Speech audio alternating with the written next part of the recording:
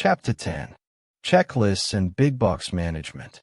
For both of our best interests, I always interviewed potential clients before we agreed to work together.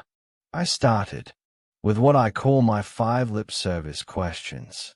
If they said no to any of these 5 questions, I knew that the person was not serious about making changes and just giving lip service to the notion. In my mind, the most important of those questions is, are you willing to write down your goals as a checklist? Keep the Flying Fortress in the air. I first read about the Flying Fortress in Atul Gawan's excellent book, The Checklist Manifesto. I have been fascinated by this famous warplane ever since.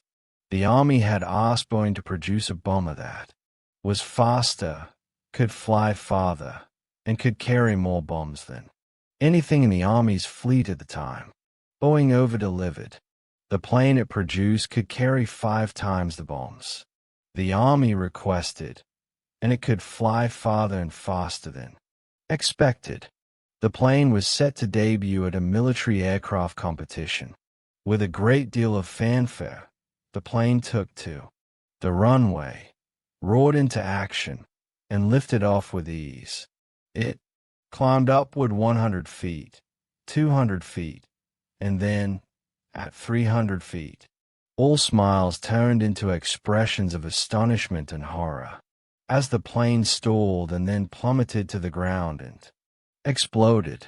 Some of the most talented and renowned pilots in the military had been chosen to fly the plane on that day. When the investigation was concluded regarding the cause of the crash, the report read pilot error, manage 4 engines, landing gear, and a great many other systems manually and simultaneously. In this case, the pilot had missed one simple detail, and that detail turned out to be critical. The Flying Fortress was thought to be too complex for one pilot to handle. Full production on the plane was put on hold. The Army bought a few planes as test planes and got busy trying to figure out how to avoid crashes of this plane in the future. Let me challenge you. If you were put in charge of figuring out how to fly a very complex aircraft, what approach would you take for training pilots? Common sense might dictate that you choose a pilot and have him specialize in that plane, and then provide extensive, time-consuming, and expensive training that would enable him to think on his feet and handle a wide variety of complex details in the moment. In other words, learn the operational manual and rehearse, rehearse, rehearse. This approach is frequently used in business. Some corporate training manuals are so big they would choke a wood chipper. The Army, however, did not choose this approach. Instead of providing mountains of information and months of training, they worked with a group of pilots to create a short, sequenced checklist for flying the plane. The pilots knew what to do, and they knew the steps necessary to prepare, take off, fly, and land the plane. They knew how to do each step. The need was for the steps to be put into sequence as a checklist. The checklists were reduced to a series of index cards. Remember that most airplanes up to 1939 were fairly simple machines to fly. The Flying Fortress was more complex than other plane of its era, and it was, therefore, too complex for winging it with gut instincts. The complexity had to be made simple, and the solution was a sequence of steps that could be checked off for each flight. From the day the checklist was completed, tested, double-checked, and approved, the Flying Fortress flew more than 1.8 million miles without a single accident, and it turned out to be one of the decisive advantages of the Allied forces in defeating the Nazis in World War II. making the complex simple. In my work, I have the opportunity to learn the job roles of a wide variety of professions. I'm often amazed at how complex many work situations and production processes are. They boggle the average mind. The amount of information that must be managed, the multiple responsibilities that must be juggled, and the high volume of decisions that must be made can and often do add up to an overwhelming tide that swamps willpower, the ability to concentrate, and, most of all, the ability to make reliable, high-quality decisions. Simple checklists can help tremendously. They can ensure that important tasks are not forgotten and are completed in a timely, sequential, and foolproof manner. A checklist also keeps you from having to remember every detail, which also frees up tremendous quantities of mental energy that can be aimed at creative tasks, improved efficiency, quality control or quality improvement, and streamlined processes. Anytime a checklist can be shortened without a breakdown in a system or a crash, all the better. The key at that point is to make sure no vital step is eliminated from the list, and that all things that need to be in sequence remain in sequence. Thrivers use checklists better and more often than strivers. Never a sign of weakness. I have encountered people who regard a checklist or any type of systematic operating procedure as a form of personal weakness. They want to see themselves as strong or smart to the point that they don't need a written checklist. The exact opposite is true, in my opinion. If you're going to fly a complex airplane or fly a complex life, you are wise to use checklists. Here are 3 practical insights into checklists. 1.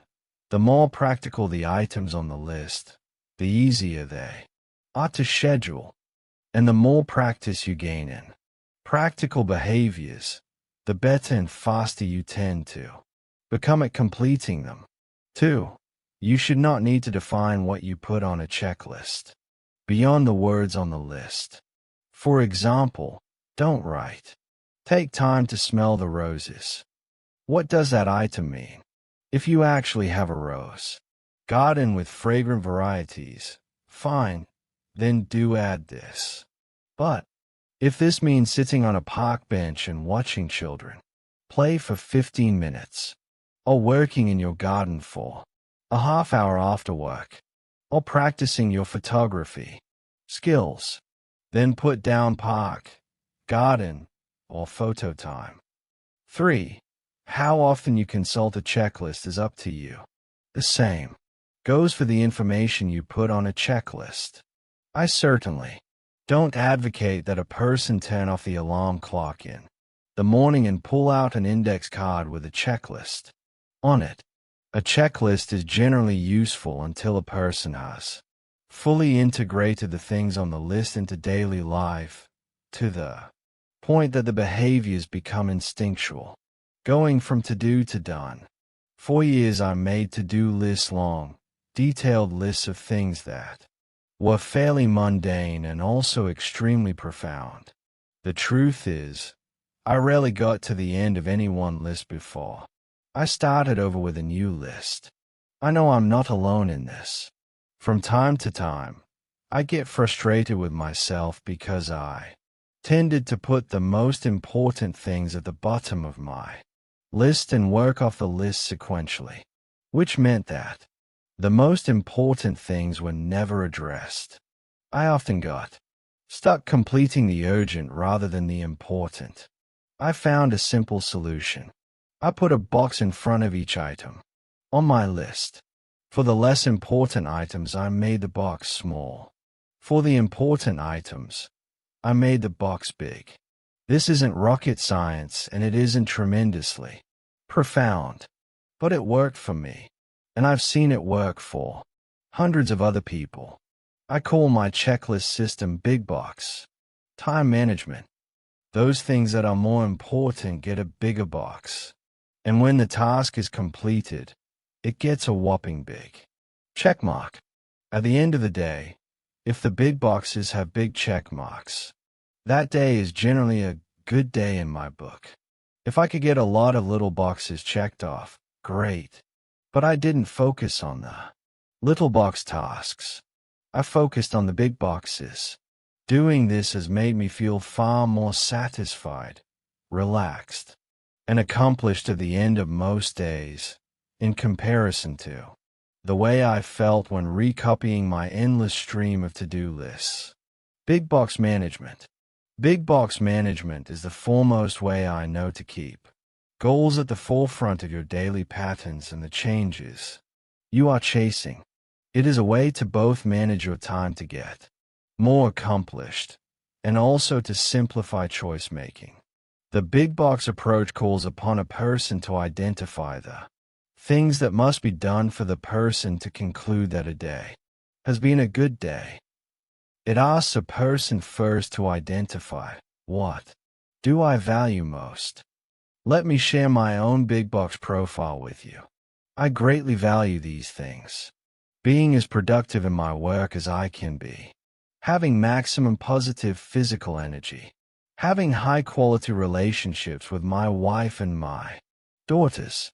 Then, for whatever values a person sets, big box management asks the person to write down specific questions related to each value. The following are the big box questions that I ask myself. 1. If I have only 2 hours to work today, what must I do to be the most productive I can be? Did I write? Writing is the backbone of my creative work. It might be research and writing for a live presentation, or research and writing for a book. Did I reach out to someone who might benefit from my services or can help me promote my services? Specifically, did I make calls to offer my speaking services? Did I communicate with a publisher or editor of my material? Did I set an appointment with someone who might refer me to an outlet for the information and inspiration I can give to an audience? I like what Larry Wingett, Pitbull of Personal Development, has said about work success. If you are not as successful as you want, it is either that your product sucks or you are not asking enough people to buy it. I don't want to be guilty of either. I want my writing to be the best it can be, and I want to reach as many people as I can with the hope-filled, practical messages I desire to convey. 2. What will help me have maximum positive physical energy? My questions are, did I exercise? I know that if I fail to do this almost daily, I am not nearly as positive in my attitude or as productive in my work. Physical exercise is an energizer, not an energy depleter. I know this from both personal experience and a mountain of research studies. 3. What specific things might I do in a day to build an even stronger and more vibrant relationship with my 2 daughters and my wife? Did I play? Emotional energy is directly related to having fun. One of the things I love most is daddy-daughter date night. On date night, 5-year-old Camille and I usually head for the Green Submarine, her favorite restaurant. And then we go to a movie, and after the movie, get ice cream. I enjoy this time thoroughly, but if you ask Camille if this is the most favorite thing she does with daddy, she'll very honestly tell you, no, her most fun thing is when we play on the trampoline or play Monster at the park. I'm not ashamed to admit that I spend a lot of evenings on our trampoline and also getting my nails painted and playing the Monster in a game that involves my girls being magical princesses that can always defeat a monster and turn it into a good person. I strongly encourage you, if you do not have a child in your life with whom you can play regularly, 2. Find one. Did I share? Of all the things I might do to make my wife Naomi feel loved, the one thing she appreciates most is when we spend quality time together. She knows I am being fully present as she speaks. And for her, that is translated into sharing. She perceives that I am truly sharing myself as I listen closely to her tell about her world, her concerns, her opportunities or challenges, or even the Facebook update she found interesting. By her definition, sharing is easy. At the end of the day, given the information I just provided above, here is how my big box set of questions is summarized for any given day. Did I write, create? Did I attempt to extend my influence and services? Did I exercise? Did I play with my daughters? Did I share quality time with my wife? I've had these same big boxes for long enough that I don't have to pull out an index card on my journal. Right before I go to sleep at night, I can check through this set of questions mentally, and if I can check off a yes to each of these questions, then it was a good day. I have a strong sense that the day had purpose, it had joy, and it was complete in helping me fulfill my long-term goals. I think this state of mind is as powerful as any sleep aid in helping you drift off to deep, enjoyable sleep. Big boxes on a clock face. Once I realized that my big box activities tended to fall rather consistently at certain times of the day, I began to turn my previously linear lists into circular lists, somewhat like the face of a clock. That made my list more fun, and over time it also helped me isolate whether I seemed to be having a little difficulty getting certain tasks or certain categories of tasks done at a particular time of day. It also helped me isolate periods in my day when interruptions were more likely to occur, and to occur in a way that had an overall impact on my motivation or momentum. Does a checklist need to be sequential through the hours of a day? That is totally up to you. As I already stated, one of my big box items is to exercise daily. I find it easier to exercise early in my day, so I usually put that big box near the top of my list. My clients are located in the United States, Asia, and Europe, so making phone calls related to my business is usually most efficient after lunch or early evening when I can access more time zones more readily. It gets a big box midway through my list. Between exercise and phone calls is usually work, and toward the end of the day are times with my girls and my wife. This does not mean at all that I value time with Bella, Camille, and Naomi any less. The big box that addresses my relationship with them is usually accomplished toward the end of a day, a means of managing interruptions. Big box time management in an around-the-clock format has helped me manage interruptions in a way that has greatly increased my productivity. Let me give you a couple of examples. At one point in my life, I seemed to live on my email. Frequent email interruptions dealt a serious blow to my creativity and productivity. I came to a conclusion that I didn't need to read or answer every message in a matter of seconds. Most of them could wait until a designated hour later in the day. In a Hewlett-Packard commissioned survey by TNS Research, frequent interruptions by email and text messages and phone calls showed a drop in IQ similar to losing an entire night's sleep or 2.5 times greater than the drop in IQ caused by smoking marijuana. Who would have guessed? Even though this is not a double-blind, peer-reviewed study, it is interesting how interruptions can affect your ability to concentrate, which is a necessity for most creative or detailed work. Another study done in 2013 and published by the International Journal of Stress Management showed that frequent work interruptions were more costly to a company than just a decrease in productivity. Don't interrupt me. An examination of the relationship between intrusions at work and employees can become strained. It seemed likely to me that the increase in interruptions actually caused a decrease in productivity. Specifically, however, the study showed that frequent interruptions in a person's workflow increased exhaustion, anxiety, and physical ailments. Obviously, the more exhausted, anxious, and physically uncomfortable a person becomes, the less that person is going to produce, and assuredly, the less he or she will produce in an efficient, high-quality manner. A different kind of list to check.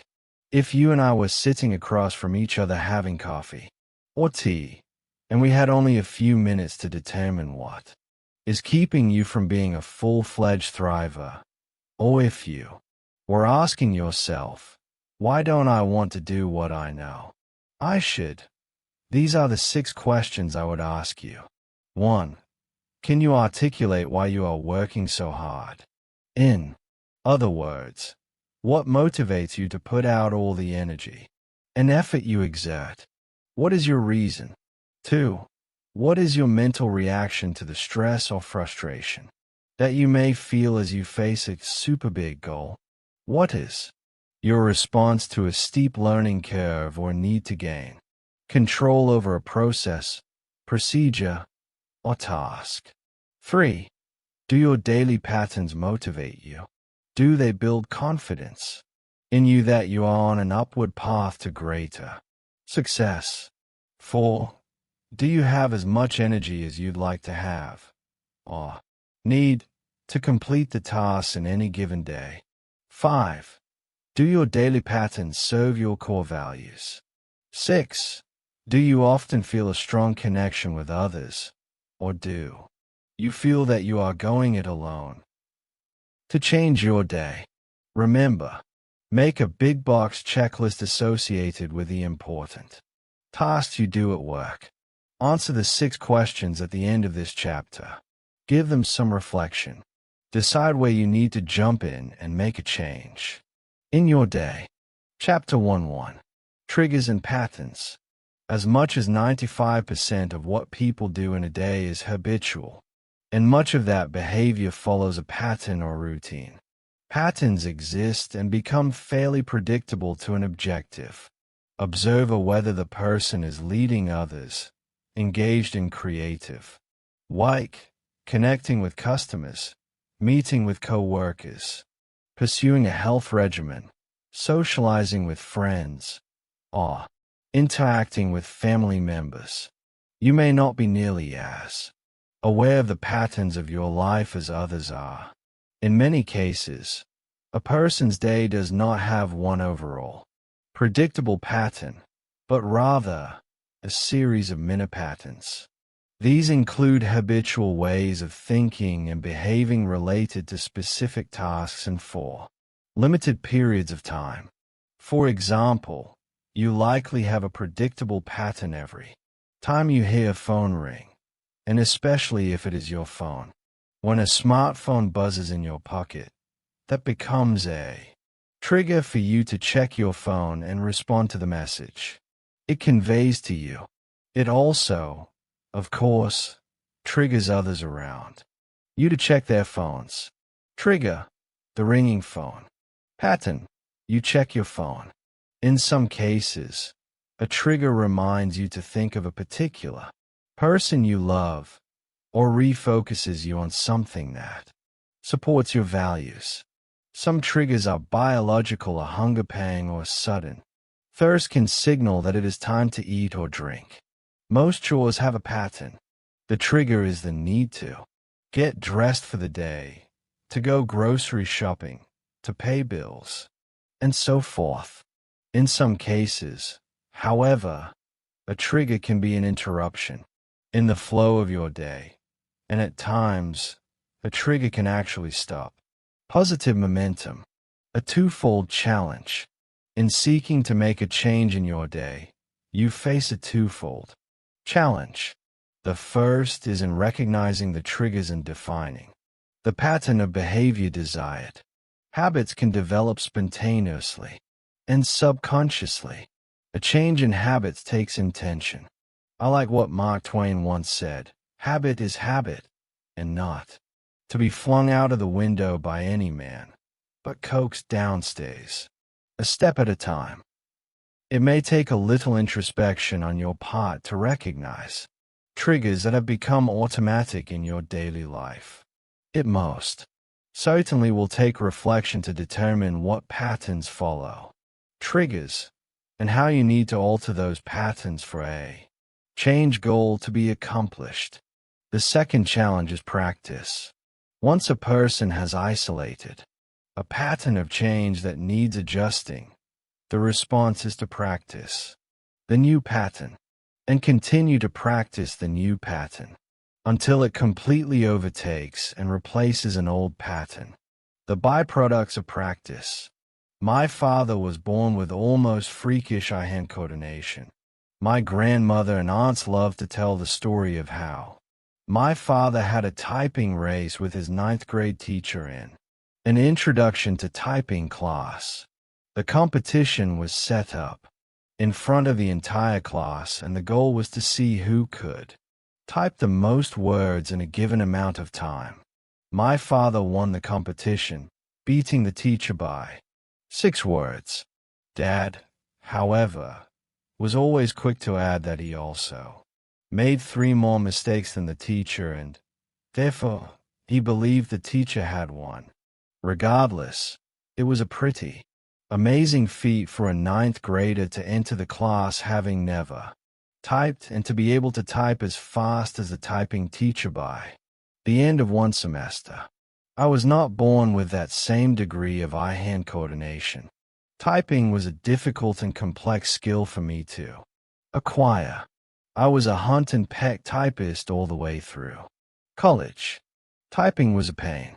When I arrived at the University of Arkansas graduate school and faced the high volume of research papers that I was expected to produce, I quickly determined that my typing skills were not adequate. I knew that I had to improve my typing and improve it quickly, or I'd never complete the workload ahead of me. So, I bought a book and relearned how to type. At first, the new method felt awkward, and I was frustrated that it consumed so much of my mental focus. I felt that I was actually typing slower than before. I became so irritated that I quit several times and went back to the hunt and peck method. Then, it always seemed that I'd find myself sitting next to someone who could type with both hands, and when I saw how much faster they were at finishing a typing task, I'd try the new method again. Finally, I really tried, nothing half-hearted about my effort. In less than 3 weeks, I was typing full-handed, faster than ever. In the following months, I kept getting faster and faster. I still would not want to challenge my father in typing, but I became very pleased with my speed. And do you know what is even more satisfying than typing fast? It is putting my hands on the keyboard and without having to think about typing, the word just seemed to appear on my computer screen. The complex skill that once required my full concentration and a big load of mental energy has now become almost instinctual. I type almost effortlessly, and in the process I discover that I love to type because I love to write. The writing and the typing have become one and the same. This is the way patterns are intended to work in our lives. Learning a new pattern takes effort and can be a bit tedious or laborious. But once the new pattern has been learned, very often in 3 weeks or less, the new pattern actually speeds up performance and streamlines effort. The pattern tends to produce more in less time. It makes A person more efficient, more productive, and along the way, allows the person to feel even more motivated and to have more fun in doing a task.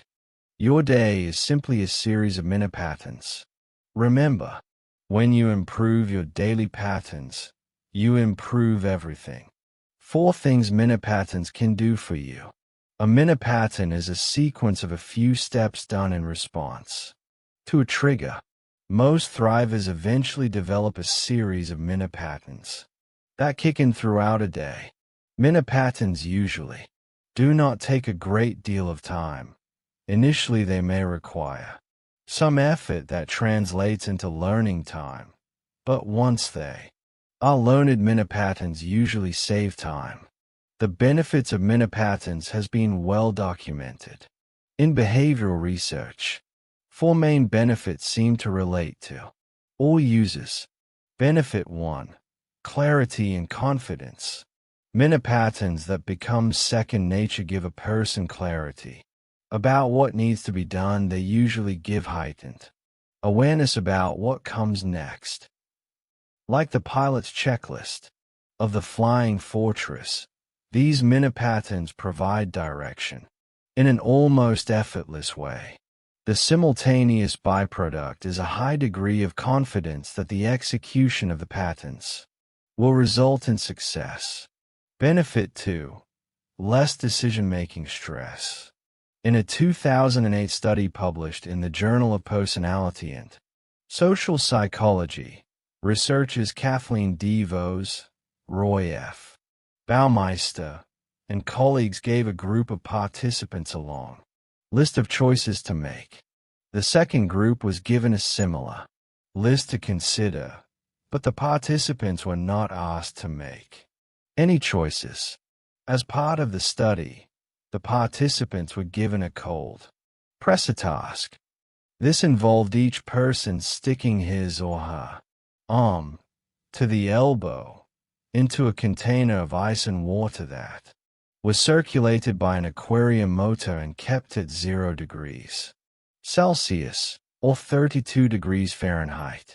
Participants first put their non-dominant arm in room temperature water for 1 minute to ensure an equal starting point. Then they put their dominant arm into the ice water and were instructed to hold it underwater for as long as possible. Those who were deliberators looking at a list to consider were able to keep their arms in the ice bath for an average of 67 seconds before their willpower gave out. The deciders, those being asked to make choices, gave up in less than half that time.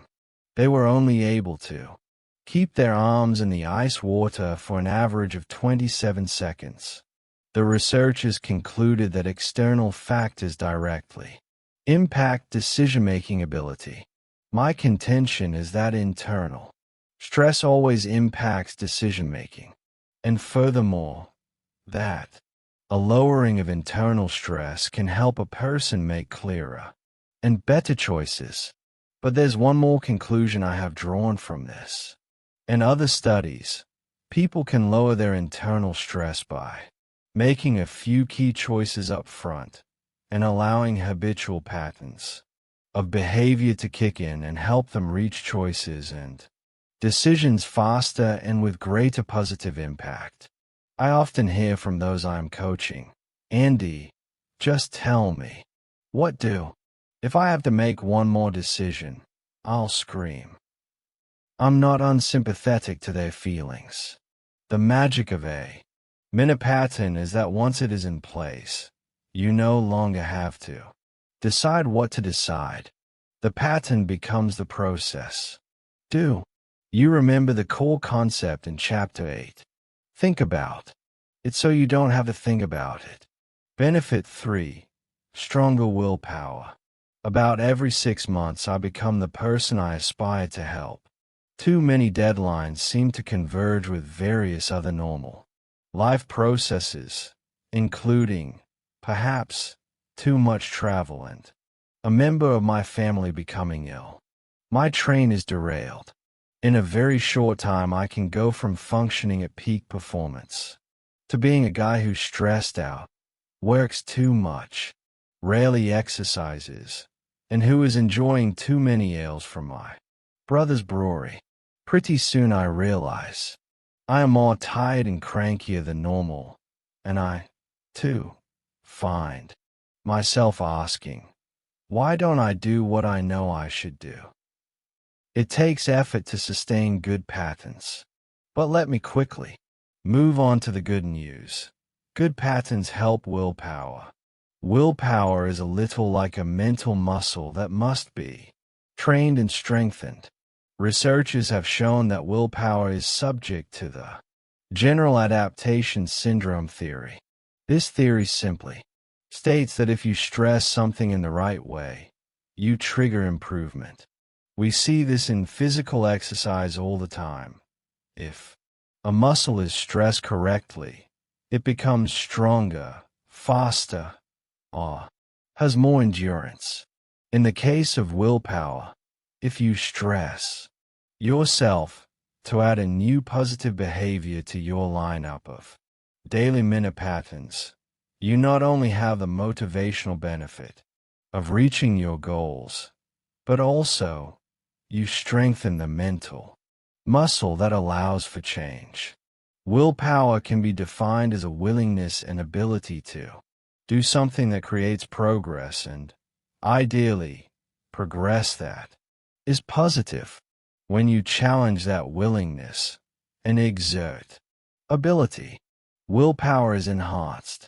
The truth is you may not have all the willpower you need right now to sustain change, but you very likely have just enough willpower to start a change.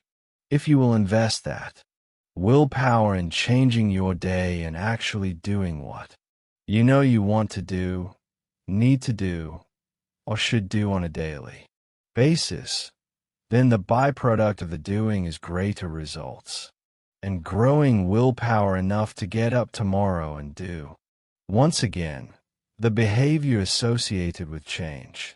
Over time, and with repeated displays of willpower followed by activity, you learn how it feels to move toward your goals. You learn how greater focus, energy, and motivation are manifested.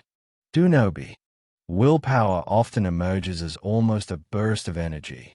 Imagine that there is a large amount of willpower lying just behind a large iron door. To access the willpower, all you have to do is push open the door. This door, however, is really heavy.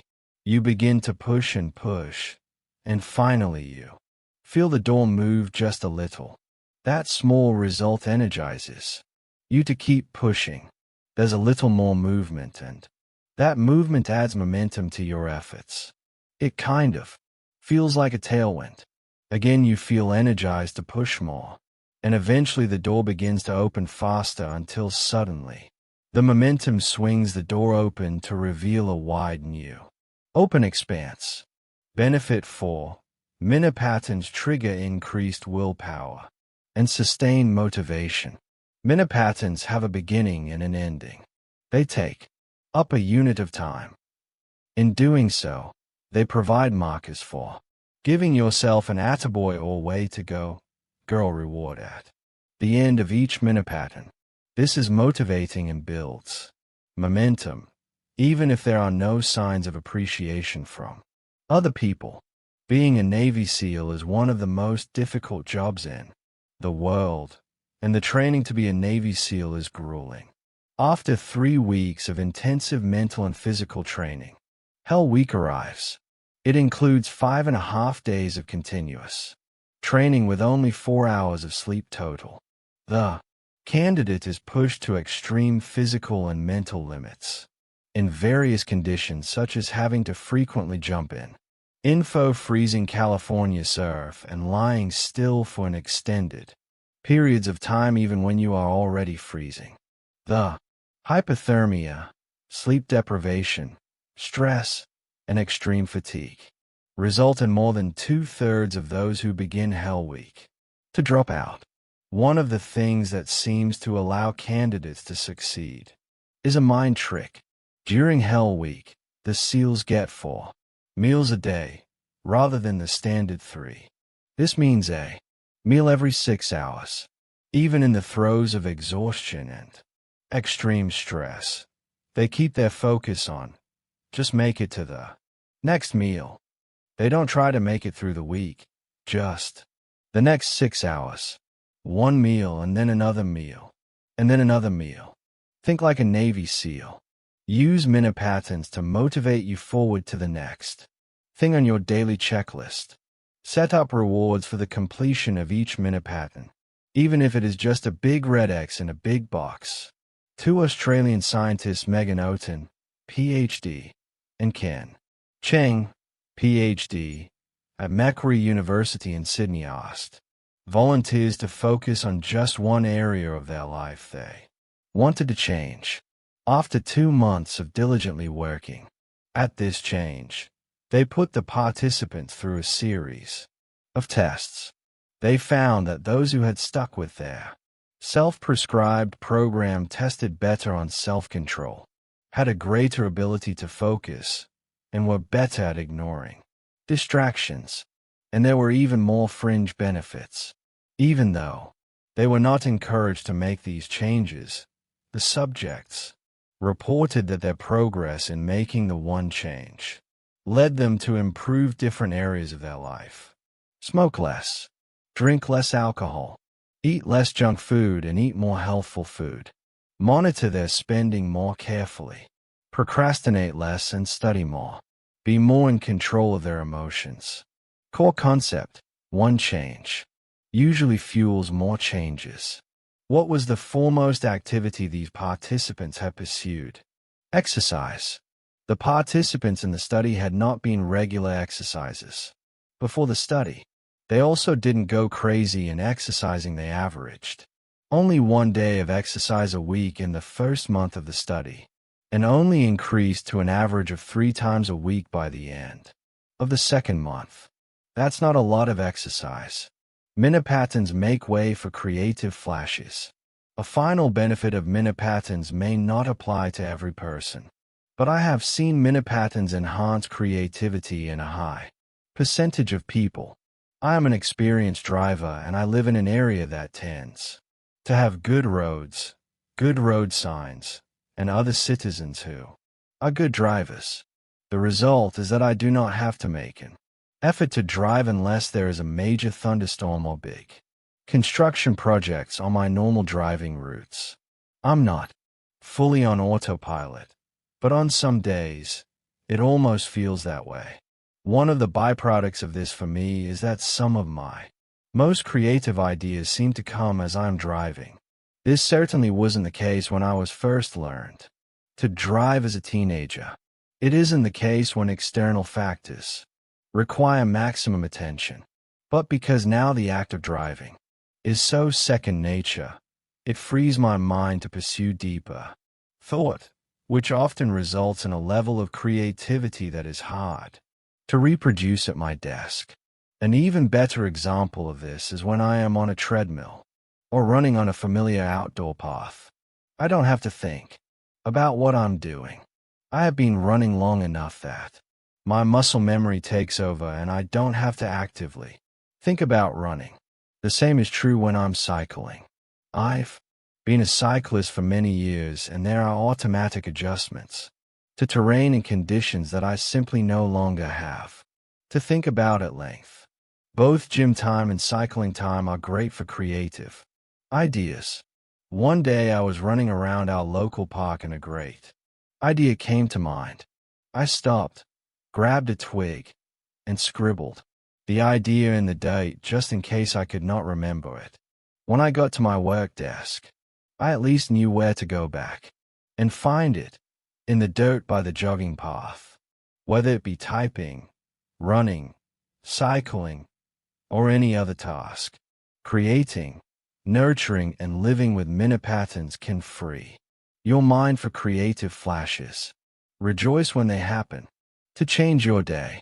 Remember, up to 95% of your choices are automatic. Embrace the concept of minute patterns and begin to isolate key triggers and patterns in your life. Incorporate patterns into as many areas of your life and daily schedule as possible. Thrivers capitalize on this by intentionally building automatic positive choices into their lives by developing positive mini-patterns into their daily way of life. Think about mini-patterns now so you don't have to think about it later.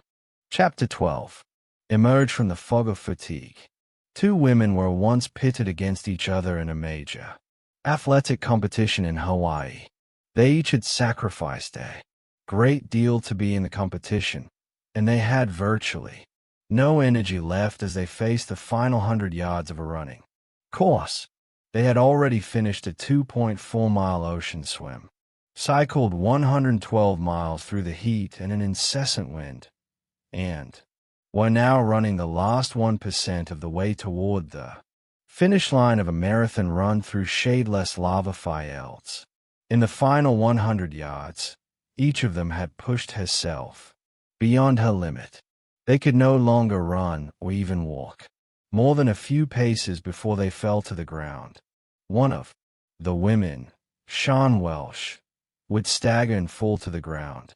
But as soon as her body touched the ground, her mind forced her body to get up, almost as if she bounced off the ground, back to a standing position. Wendy Ingram, who had caught Shawn, also would stagger and fall, but immediately will her body to stand again and walk. The drama of this moment culminated when both Shawn and Wendy had fallen only a few meters from the finish line. Both were struggling to stand but were unable. In a flash of creative thinking, Ingram quit trying to stand and just crawled to the finish line. She would later say, "All I wanted to do in 1997 was finish that race." Crawling seemed at the time the most efficient way to get to the finish line after endless attempts to walk, run, or even stand up. You could think, sure, they are professional athletes. It was the Ironman Triathlon, the biggest race of the year. They were driven to win. But these two women were competing for fourth place. I have rarely been more inspired. I came away with a firm conviction that we human beings have far more mental power than most of us realize. We truly can will our bodies to perform feats and endure to a much greater degree than we imagine. For them to push themselves so hard for fourth place reaffirmed my belief that given the right circumstances, people we will work hard for a sense of pride and responsibility, and not always for acknowledgement or reward. No one, however, is immune to the physical limit. When your body says that it has had enough, you redone.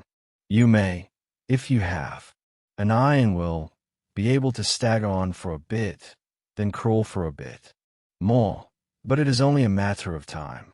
Even so, energy is nearly always a renewable resource.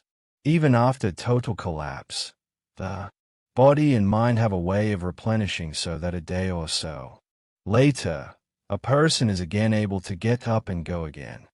At the end of the race, both women were utterly exhausted, done, bonked. There was nothing left. Yet, after a day's rest from the Ironman, Wendy completed another grueling race the next day with a smile on her face. How much struggle is necessary? Like all who viewed these dramatic moments, you would get so lost in the human drama between these two women that you would likely not notice the other contestants running past. This intense struggle, high-fiving the crowd, smiling, cheering, proudly celebrating their success by holding their country's flag high. Other competitors covered the same distance in the same environment, in the same time finished with less struggle and more enjoyment. How are they able to do this? Given the reputation of both Wendy and Shawn, I doubt these people trained harder or were better prepared. Likely what enabled them to accomplish more with less struggle was how they had arranged that particular day. They had likely simply executed their plan better. How much and when they ate and drank, how they paced themselves, and so forth. They probably did not experience the intense competition from their competitors the way Sean and Wendy did. They likely had a great plan, a productive attitude, and followed their plan better and executed their day a bit differently. The result is that they passed athletes who were likely better trained and had more experience with less stress and effort. The challenge is to find an ongoing way to replenish and renew energy for a sustained pursuit of goals on a daily basis. Most professionals in athletics and business rarely run out of opportunities to grow, be innovative, focused, healthy, happy, or generous to the people they love. Rather, they often simply run out of the energy they need to capitalize on their opportunities. They have allowed their daily plan and patterns to inadequately recharge their mind, body, and hearts. Some are blindsided by an interruption, but many people simply make an excuse for not doing what they value or what they have come to see as motivating. In other words, they begin to take their energy and momentum for granted. Why energy is important to work success. Why be concerned with issues related to energy at work?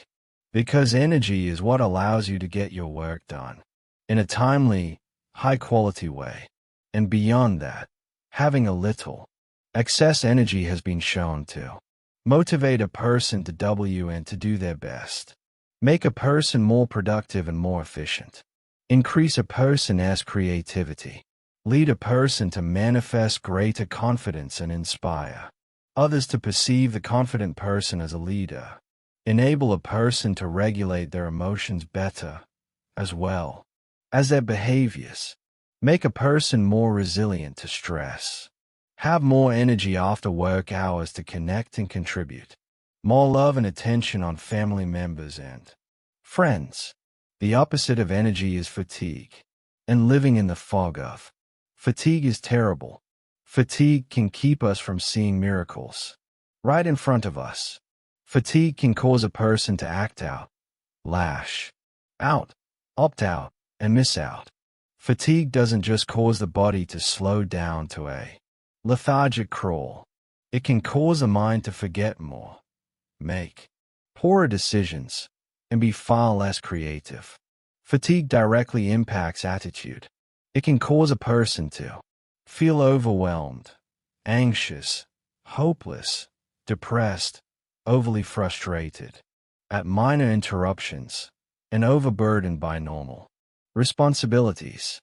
The three vital elements for energy. Energy production is not mysterious. It isn't based on a rocket science-style formula. Energy requires three things. 1. Food. 2. Sleep. 3. Activity, physical and also mental. Each of these elements must be present in both quantity and quality, ideally at optimal levels. Countless research studies have affirmed that food, sleep, and physical exertion directly impact energy levels.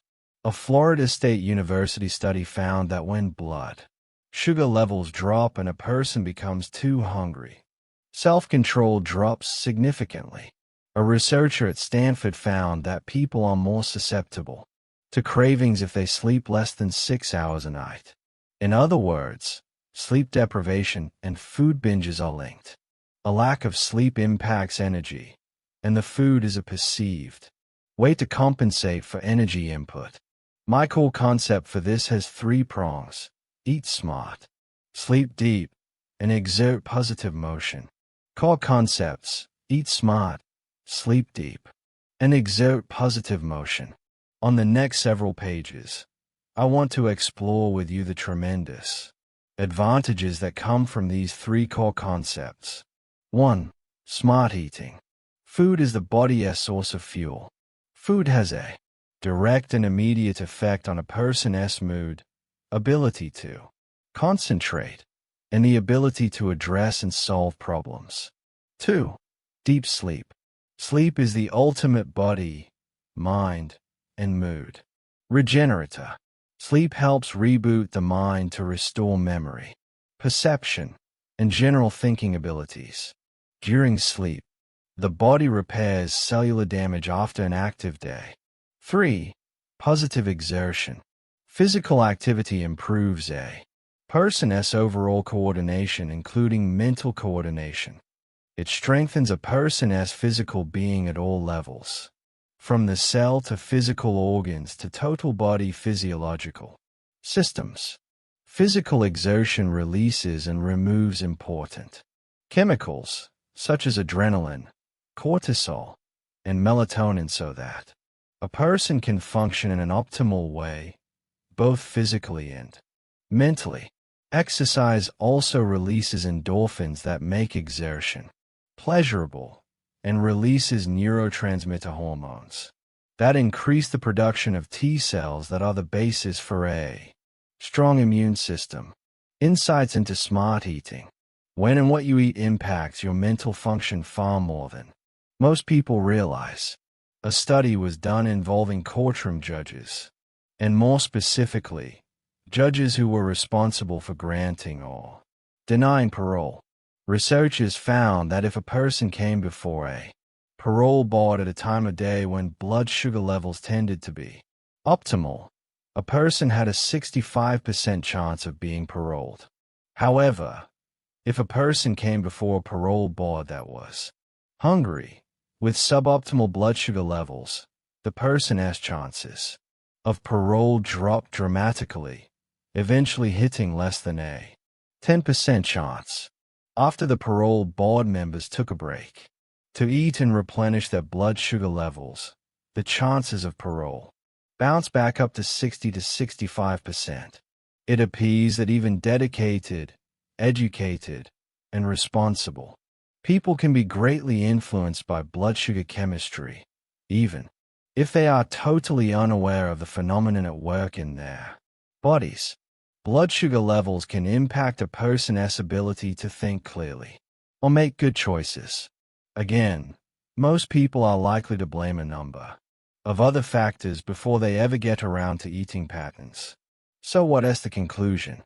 To be a thriver, a person needs to establish an overall daily pattern of eating that allows for multiple, planned refueling breaks. Each intake of food needs to include quality protein and a portion of complex carbohydrates and limited additional sugars. That's the basic eating pattern for high energy and an even blood sugar that enhances creativity, decision-making, ability, and motivation. What about caffeine? I know a number of people who advise no caffeine in the workplace. I'm not one of those. I have learned through the years that thrivers often use caffeine to significantly improve performance. Are you aware that even moderately high caffeine intake can get an Olympic athlete stripped of medals or thrown out of the Olympic Games? It's true.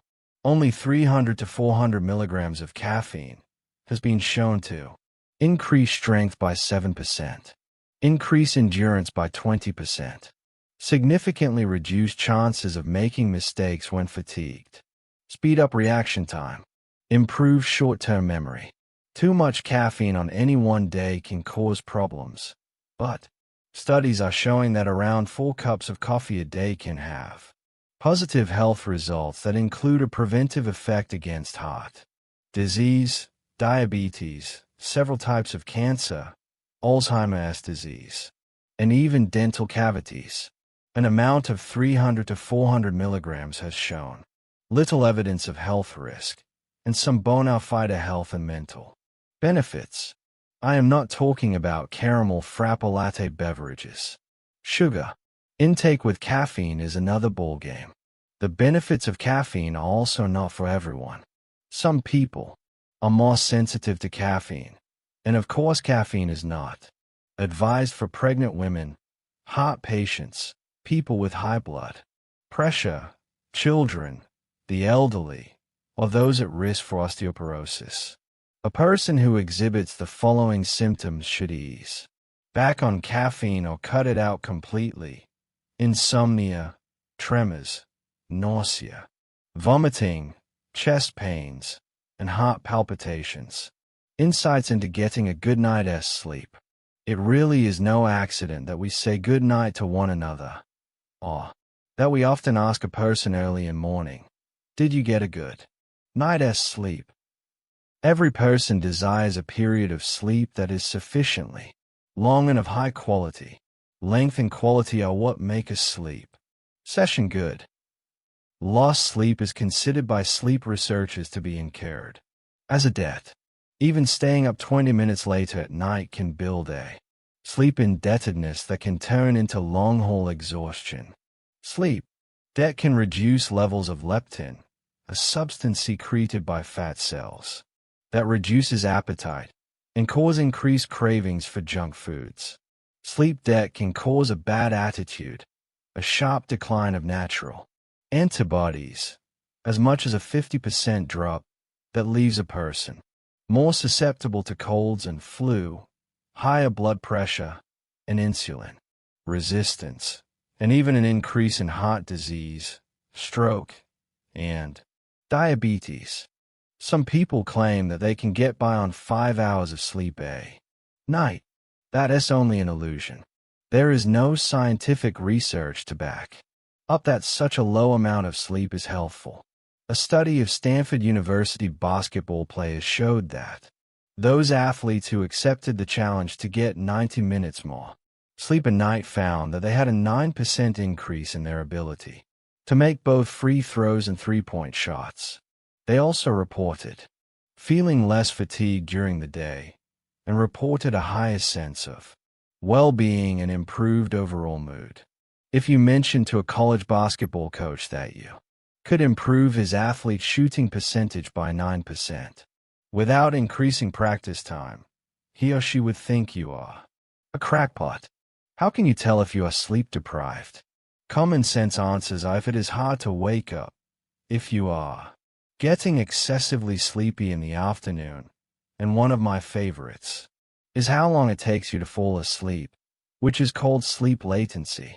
Most sleep experts agree that normal is somewhere between 15 and 20 minutes. If you fall asleep faster than 5 or maybe even 10 minutes, getting more quality sleep needs to become a priority. Minute patterns can help.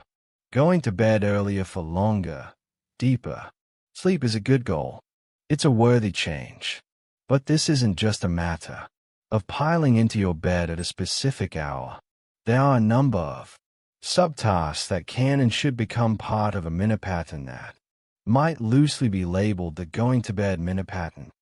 Such a pattern might include taking a warm bath, perhaps in aromatic bath salts that invite relaxation, turning on soothing music and turning off the television, setting out food items and clothing for the next morning, as well as items that must be in the briefcase or next to the exit door, all of which can make a morning go more smoothly and keep a person from thinking about these things during the night and perhaps making a list of the next day's 2 or 3 main goals.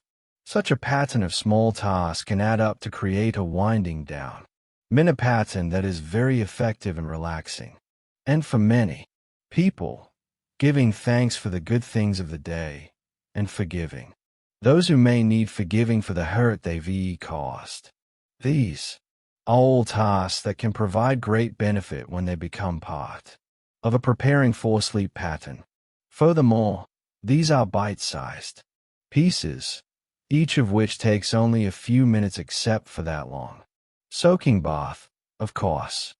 To get great sleep, a person must manage these 3 variables. 1. Darkness. The brain translates darkness as time to sleep. Turn off all the lights you can turn off, especially overhead lights. Instead, use lamps, candles, or other soft, unobtrusive sources of light. 2. Coolness. Turn down the thermostat several degrees. 3. A predictable bedtime routine that sends strong signals to the brain that it is time to shut off the day and relax into sleep. As part of that routine and minute pattern, you might consider softer lighting for 2 hours before bedtime. Also, Fast for 12 to 14 hours before your desired wake-up time. In other words, if you want to wake up at 7 in the morning, try to eat very little if at all after 7 the night before. Make sure there's protein in your last meal of the day to help you outlast blood sugar lows in the middle of the night. I also strongly suggest that before going to sleep, kiss anything that could use a kiss, even your pets. Say I love you. Voice words of appreciation and gratitude to those you live with. You'll sleep better and so will they. The snooze button is secretly plotting to destroy you. When you were a kid and were playing at a park and your mom or dad yelled, "Honey, time to go," how did you respond? Probably, just 5 more minutes, okay. My kids do it. I did it. And I bet you did too. You just want a little more time. You think that little more time is going make a difference. That after 5 more minutes you'll be ready to go. But, alas, that is not so. When the 5 minutes are up, you ask with even a little more urgency for just 5 more, and then just 5 more, and when the time was finally up and you had to leave, were you ready? Maybe, but I doubt it. I bet you were just as ticked off, if not more so, than if your mom had you leave the first time she mentioned it.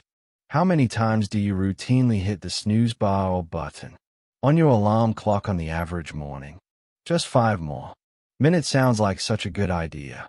In truth, however, a pattern of snoozing just a few more minutes has been shown to make a person more tired, not less. A few minutes of early morning stretching is far more advantageous in helping a person rise rested and ready to go than 5 minutes more shallow sleep. The best exercise on the planet. I've asked thousands of health professionals, what is the best exercise on the planet? Almost without exception, they will respond with walking. Walking is a wonderful exercise, and arguably the most convenient. Is it the best? Which activity produces athletes with the most fit heart and lungs? Cross-country skiing. So, is that the best exercise? Which activity burns the most calories per minute? Running. Is running the best? Which physical activity is the most enjoyable? Sex. For sure. Normal intercourse has been measured to require about 7 minutes, which is to say the same effort as light jogging. Is it the best? The problem here is duration. Many choices to be sure. But again, what is the best exercise on the planet? The answer is the one you will do. I am not being a smart ales. Well, a little. But my point is it does not matter how good an exercise is for you if you don't do it. Answer. It is the exercise most people will do, and do consistently. A regular exercise routine has been shown to reduce the chance of getting some forms of cancer by up to 22%. It has been shown to reduce the risk of type 2 diabetes. It has also been shown to enhance memory. In one study, a group of participants read 2 paragraphs, waited 35 minutes, and then were asked questions about what they had read. Another group exercised for 40 minutes, read 2 paragraphs, waited 35 minutes, and were asked questions. The exercise group was able to remember significantly more than the non-exercise group. A Penn State study confirmed those results for college students taking exams. So how much exercise does a person need to get good mental benefits? Between 20 and 60 minutes of moderate exertion.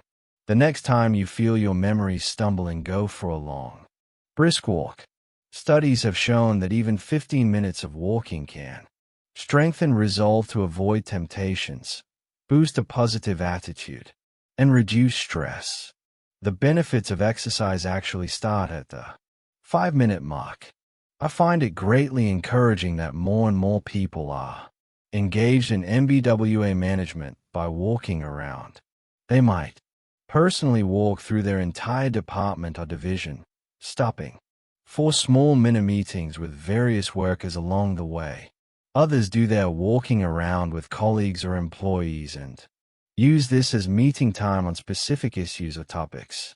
There's a large and growing body of empirical evidence that show that people who exercise experience significant, if not astonishingly, large increases in productivity. HALT. When you need to. There's a well-known rule in psychology that says, don't allow yourself to become too hungry, too angry, too lonely, isolated or disconnected from others, or too tired. The initial letters of this advice spell out HALT. You must take action to avoid becoming sluggish, or even discouraged or depressed. You must eat regularly and find ways to release your anger that don't involve pain to yourself, pain to others, or destruction of property. You must keep communication going with others who will affirm you and encourage you. You must get sufficient sleep. To do less is to invite problems. The good news is that most people in the United States have the ability to control how they think and live. You can choose when to wake, eat, and sleep. Most people can learn to manage their anger and replace hateful and bitter responses to life with responses that are psychologically healthy. If you have an anger problem, get help for it. You may very well lengthen your life. And even if not, you can certainly improve the quality of your own life and the lives of others around you if you will learn to channel your anger into productive activities. HALT is not something that others can make you do. It is something you must do for yourself as a part of adopting a positive daily schedule. So, as the commercial says, just do it. To change your day, remember, you probably run out of energy before you run out of opportunities. Thrivers are better at managing their energy than strivers. Set in place an overall daily regimen of eating 5 to 6 small meals. For most people, it is 3 squares and 2 snacks. The key is to eat something every 3 hours you are awake. Develop a deep sleep pattern. Set in place an overall daily regimen that allows you to get sufficient quality sleep. Set in place an overall daily regimen that includes active physical exercise. Brisk walking is great, but start with whatever you will do more often. An overall healthy daily routine enables you to stay far more motivated and accomplishing patterns that boost both energy and momentum. Chapter 13. Maximizing your patterns. There are several times in every day that seem to cry out for patterns. While the advice in this chapter is not extensive, there's enough here to make a significant impact in just about any person's day. Maximize your morning. There's a very simple little pattern that helps many people get a better start to a day. Food first, caffeine second. I enjoy my morning coffee, but I know from experience and research that the best thing I can do to get my daily eating plan off on the right note is to eat first a mix of protein and carbs, and then of caffeine. Maximize your work breaks. Thomas Edison once said he never solved his problems while he was in his laboratory, but instead, when he went for a walk and snacked on an apple. In many cases, you are likely to find that a step away from a problem allows you to see it with new eyes. A break can help you gain insights and give clarity to issues, problems, and decisions. I like what François Gautier has said. More important than the quest for certainty is the quest for clarity. Seek to make the most of your breaks at work. A 2011 study conducted at Portland State University and the University of Michigan interviewed 214 workers. Workers were asked to identify the top 5 things they did to stay energized at work while still doing their work. They said, 1. Check email. 2. Switch to another task. 3. Make a to-do list. 4. Offer help to someone at work. 5. Talk to a coworker or supervisor. The sad fact is that none of these activities actually increased energy and vitality. Not one. On the other hand, the following 8 break time activities did increase vitality. 1. Learn something new. 2. Focus for a few moments on what gives you joy in your work. 3. Set a new goal. 4. Do something to make a colleague happy. 5. Express gratitude to someone you work with. 6. Seek feedback. 7. Reflect on how you make a difference by the work you do. 8. Reflect on the meaning of your work. These activities, even if activated for only a few minutes, were associated with less fatigue and higher reported feelings of vitality. Maximize your lunch break. In fact, take 2 lunch breaks. Most people have a designated time in their workday for lunch. How you define lunch can set you up for a lethargic or highly productive afternoon. I strongly encourage people to take a break at noon or the equivalent if you don't work the typical 8 to 5 workday, but to do so in a way that keeps their energy and momentum flowing. Here are several strategies to consider. Actually have lunch. Don't work through lunch or eat lunch while you are working. Take a lunch break. Make conscious choices about what is healthful, and also choose to eat light. Think of lunch as a snack and plan to have another snack at 3 o'clock. This enables you to think. Eat light. I personally like broth-based soups. The crock pot in our kitchen at home nearly always has a soup brewing. Broth-based soups can usually be found at most restaurants, including the ones at airports. Look for ones with veggies added. Salads are great for lunch, especially ones loaded with beans, peppers, and other vegetables, and a form of protein, such as egg, chicken, tuna, or turkey. Be careful in choosing a salad dressing. Highly processed and high-fat dressing should be avoided. I usually use balsamic vinegar or vinegar and oil as a dressing. If you are having a sandwich, make it a big one and cut it in half so you can save that second half for your 3 o'clock second lunch. Share lunch with someone you enjoy talking with and listening. 2. Choose people who make you laugh and who are interesting to you. Rather than share lunch with a person you don't enjoy, choose solitude and make your lunch break a time for quiet reflection.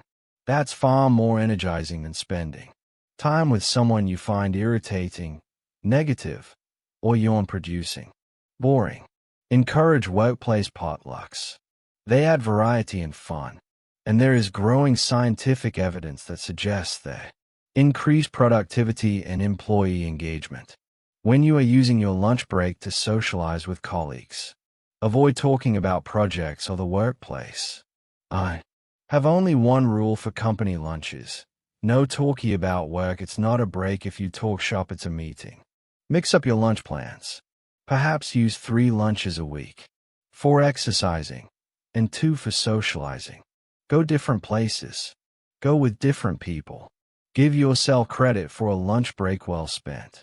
Don't see lunchtime as a waste or as a filler.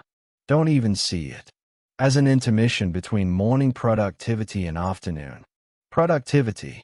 Rather, see it as a valuable task period in its own right. Reward yourself for spending the time wisely. When the clock strikes 3, stop for your second lunch. For many people, the most important meal of the day is a 3 o'clock snack. Try to have about 40 grams of complex carbohydrates and some protein. This will significantly boost your energy level and concentration, curb your sugar cravings, and give you better appetite control for dinner. What makes for a good mid-afternoon snack? Consider a half cup of Greek yogurt and 2 slices of no sugar added pineapple, a half cup of non-fat cottage cheese and a half of a bell pepper, a small packet of tuna and half a tomato, or my favorite, the peanut butter halfie, which is simply a piece of whole grain bread smeared with a dollop of peanut butter and then fold it over. Maximize your life on the road. Maintaining changes in new minute patterns on the road can be tough. Let me give you 3 suggestions. 1. Socialization. Sharing your meals and exercise time with friends and coworkers along the way is one of the most rewarding things you can do. It adds fun to your travel and also keeps you more accountable. You are much less likely to skip a workout if you have set an appointment to exercise with someone at your travel destination. The key is to pre-plan your exercise times. 2. Systematize your schedule. A trade show or meeting schedule has set times for various events. You can adopt this same idea for your personal time and overall scheduling. Put your life on autopilot according to a plan. Take your exercise or eating logs or other journals with you and keep them up to date. It will help you stay on track. 3. Lighten up. Don't beat yourself up if you miss something along the way. Putting too much pressure on yourself to get all things accomplished on the road may do more harm than good. Be open and prepared to seize opportunities for exercise or shared meals. Put emphasis on getting enough sleep. In my opinion, travel is hardest on a sleep schedule, especially if you are crossing several time zones. There are a few things you can do to help yourself. Australian researchers found that light applied to the back of a person's knees can help reset a sleep-wake cycle. This does not seem very practical to me, however, and it is just plain weird. But it worked. In my opinion, this is a better approach. Determine what time you need to wake up. Then 12 hours before your wake time, start fasting. As soon as you awaken, exercise. Eat a healthy, hearty breakfast with a good mix of protein and carbohydrates. Repeat tomorrow. It is true at all times, but it seems especially important to remember as you travel that perception drives your physical reactions. I encourage you to think like a world-class skier. Such a skier can look from the top of a mountain down an icy, dangerous slope and think, wow, what a run this will be. They see challenge and excitement and feel only a motivating twinge of fear. See your travel as an adventure, not a chore. Change your attitude from one of got to get to. Choose to see interruptions and delays as part of the adventure and an opportunity to meet new people, learn new things, and perhaps even catch up on paperwork or calls. Maximize your end-of-day minute pattern. The vast majority of people I've coached through the years have heard me say, you can't get to the top of the slide without climbing the stairs. Fantastic days are built. They don't just automatically appear. There is always effort in getting going on a new day. Preparation for that begins the night before. Core concept: prepare for tomorrow morning before you go home or go to bed. Let me give you several practical suggestions related to this. Before you leave work for the day, make sure you have laid out the first project you want to address the following morning. That might mean retrieving a particular file folder, making some notes on a blank piece of paper, or making a short list of specific steps you anticipate taking as you pursue the next morning's hot project, such as phone calls to make, information to request, or facts to revisit. Having the start of your workday ready acts as a positive trigger that initiates as soon as you arrive. Think about it today so you don't have to think about it tomorrow. Leave your work at work. Stay until you reach a good stopping place, and then stop. Get rid of as much of the day's stress as you can before you arrive at home. One of my clients changes into more relaxed clothes before he begins his commute home. This might enable you to walk around the block after you pull into your driveway and before you open the door to your house. Do something that amounts to play. My little girls love to dance, and there are a couple of television programs for children that are geared to dance. It is not unusual for me to arrive home to hear pleas from my daughters, "Come dance with me." Dancing definitely helps me define the end of a workday and the start of an evening at home with my family. Find an energizing transition from work to your personal time. Only take work home that you know you can do in a prescribed amount of time and with good concentration. I have met a number of people who take home reports or professional articles to read and digest in the evening hours. They often admit to falling asleep in a big easy chair after reading only the first few pages. If something takes focused concentration or involves important decision-making, the evening hours at home may not be the prime time.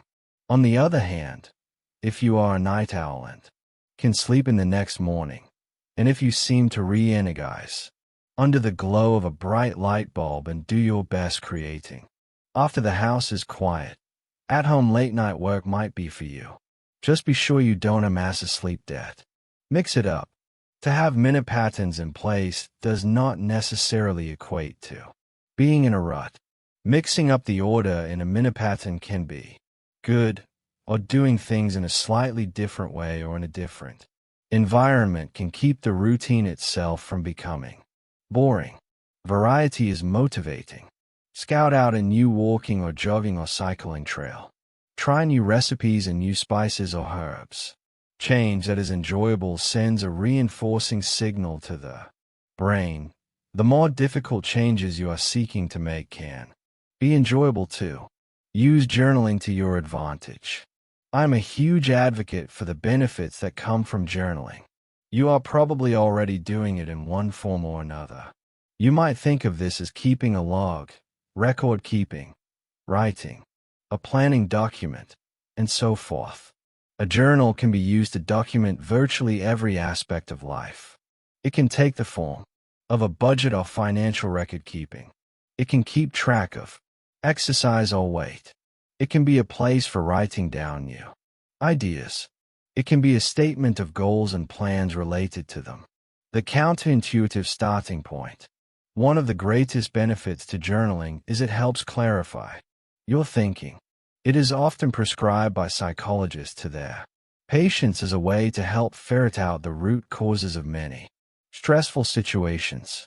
Journaling is an exceptional introspective tool to help a person see more clearly when and how problems develop that brought about a damaging, undesirable, or injurious situation or relationship.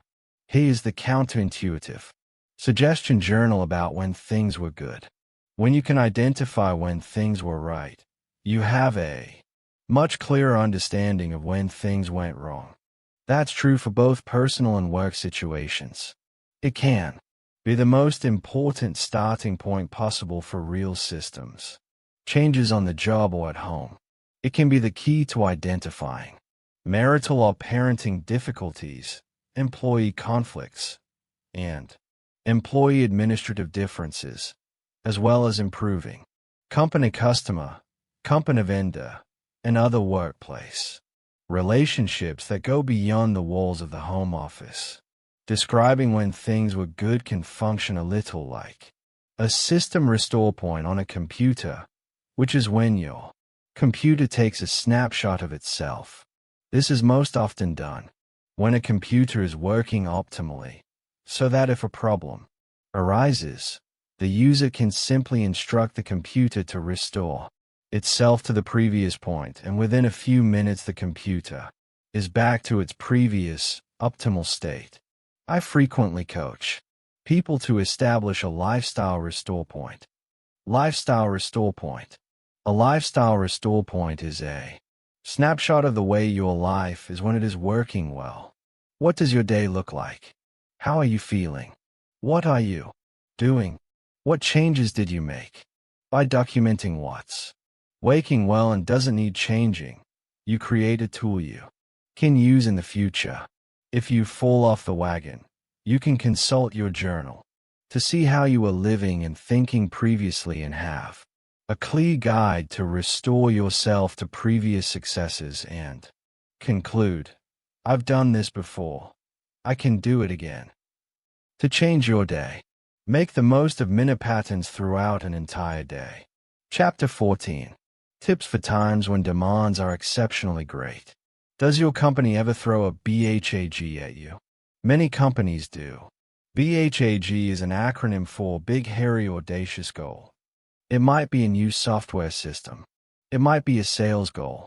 It might be a productivity goal, or perhaps a new efficiency or quality standard. The point is that the goal is so big that it is on the brink of unrealistic, and few know at the outset that it can actually be reached. When a BHAG is announced, it rarely brings applause or big smiles. Rather, it usually produces a worrisome silence.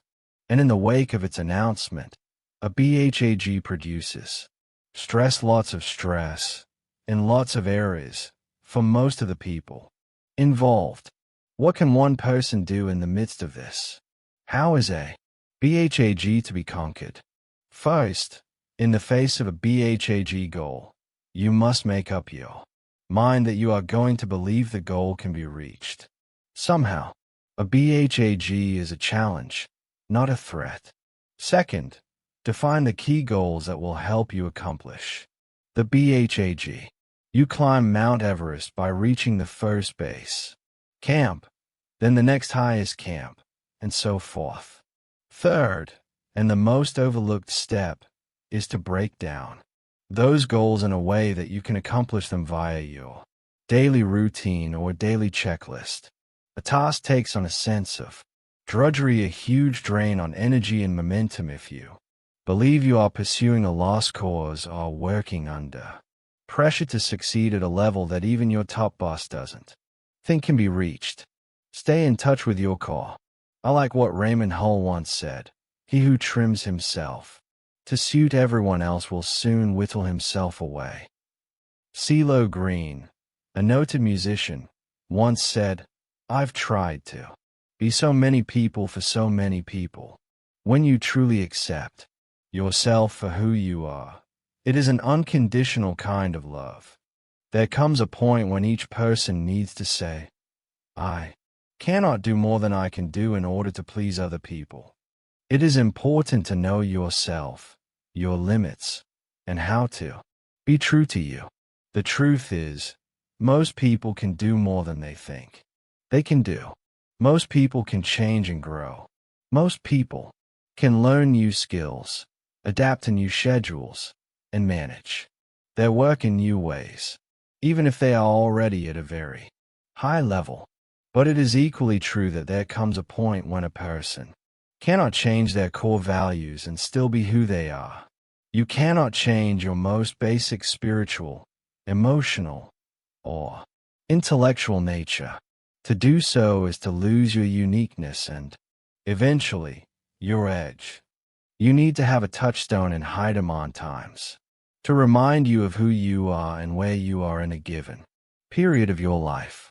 You need to identify and revisit when necessary a personal reference point to determine if you are on the right track in your job, career, or personal life. My family calls me directionally impaired. That's a nice way of saying that I don't have a great sense of direction when driving. The problem seems greater when I'm driving in town than when I'm in another town or out on open roads.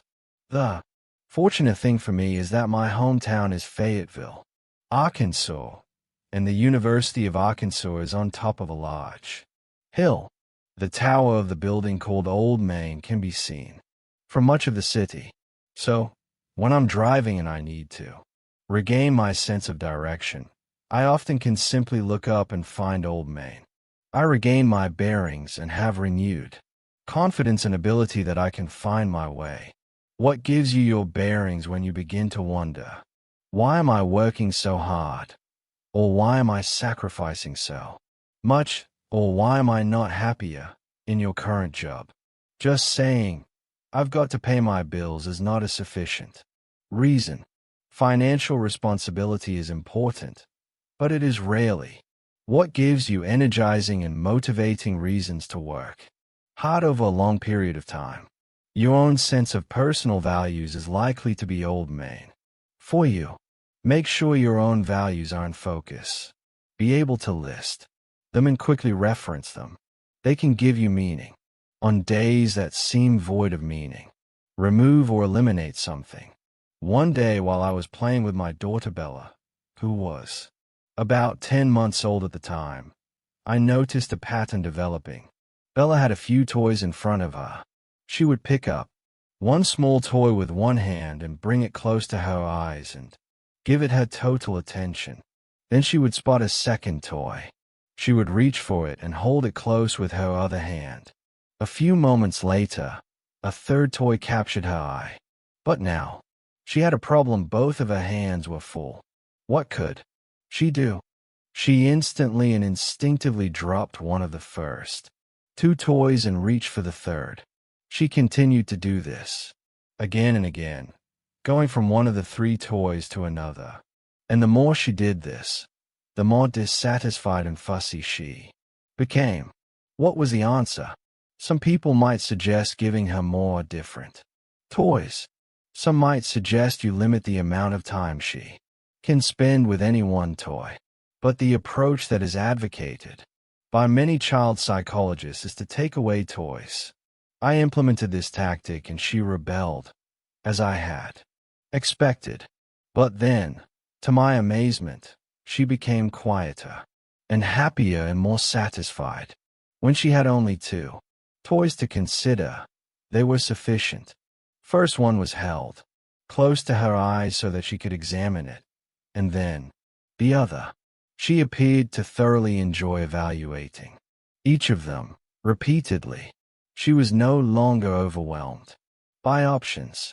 A common characteristic of thrivers is that they are able to stay focused on a task until it is finished.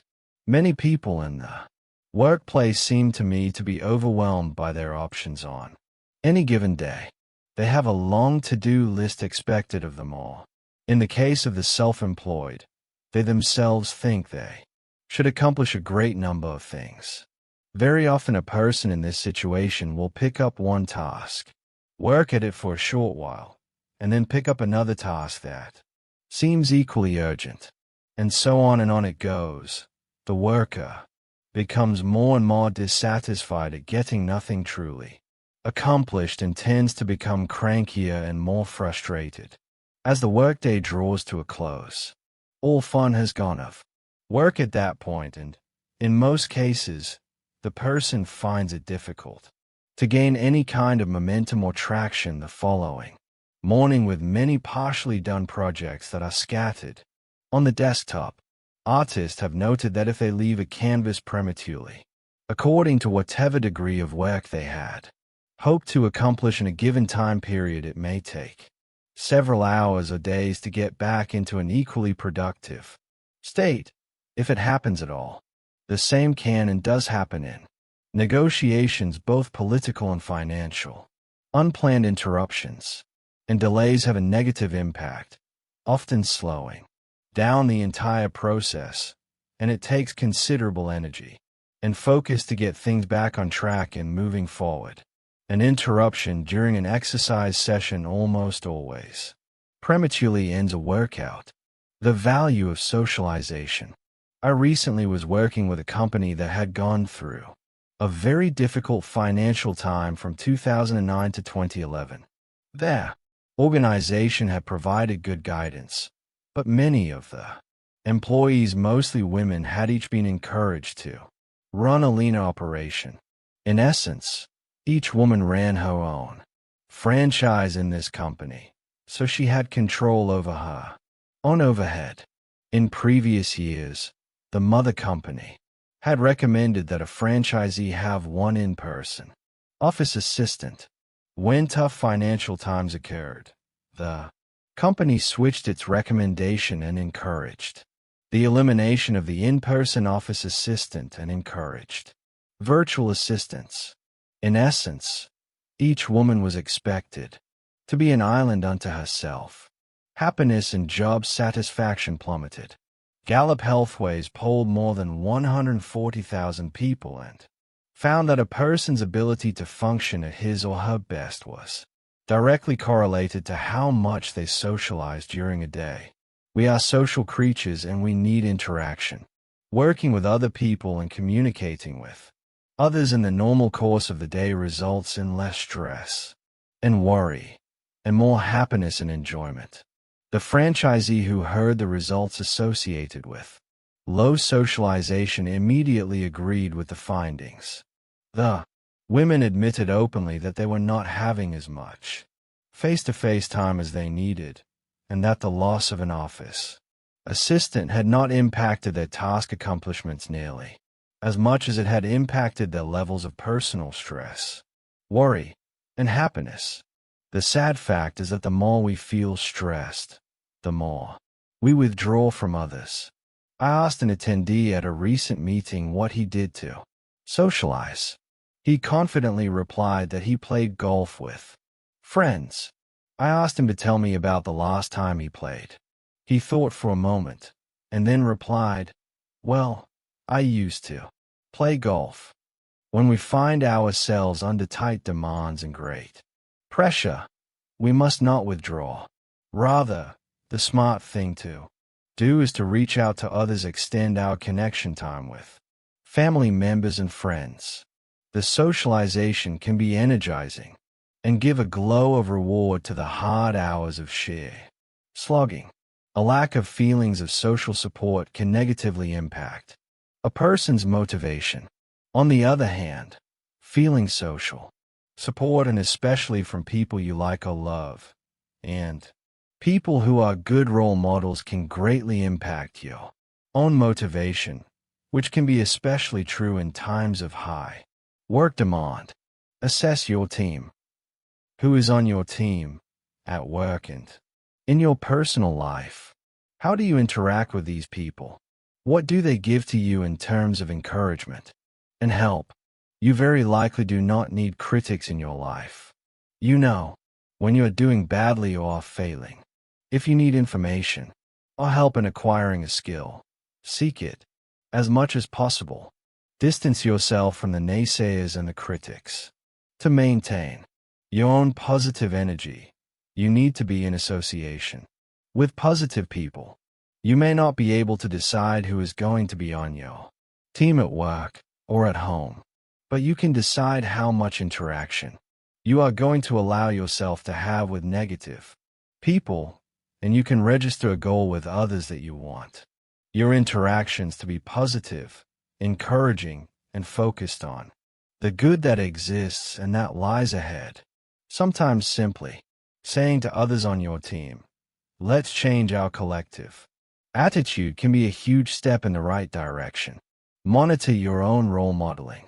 Seek to become the positive, encouraging person you hope others will be to you. Display the behaviors of kindness and mercy. Give words that are genuinely helpful or complimentary. Role modeling does not only positively influence others, but also serves as a trigger internally to continue the behavior. Social media.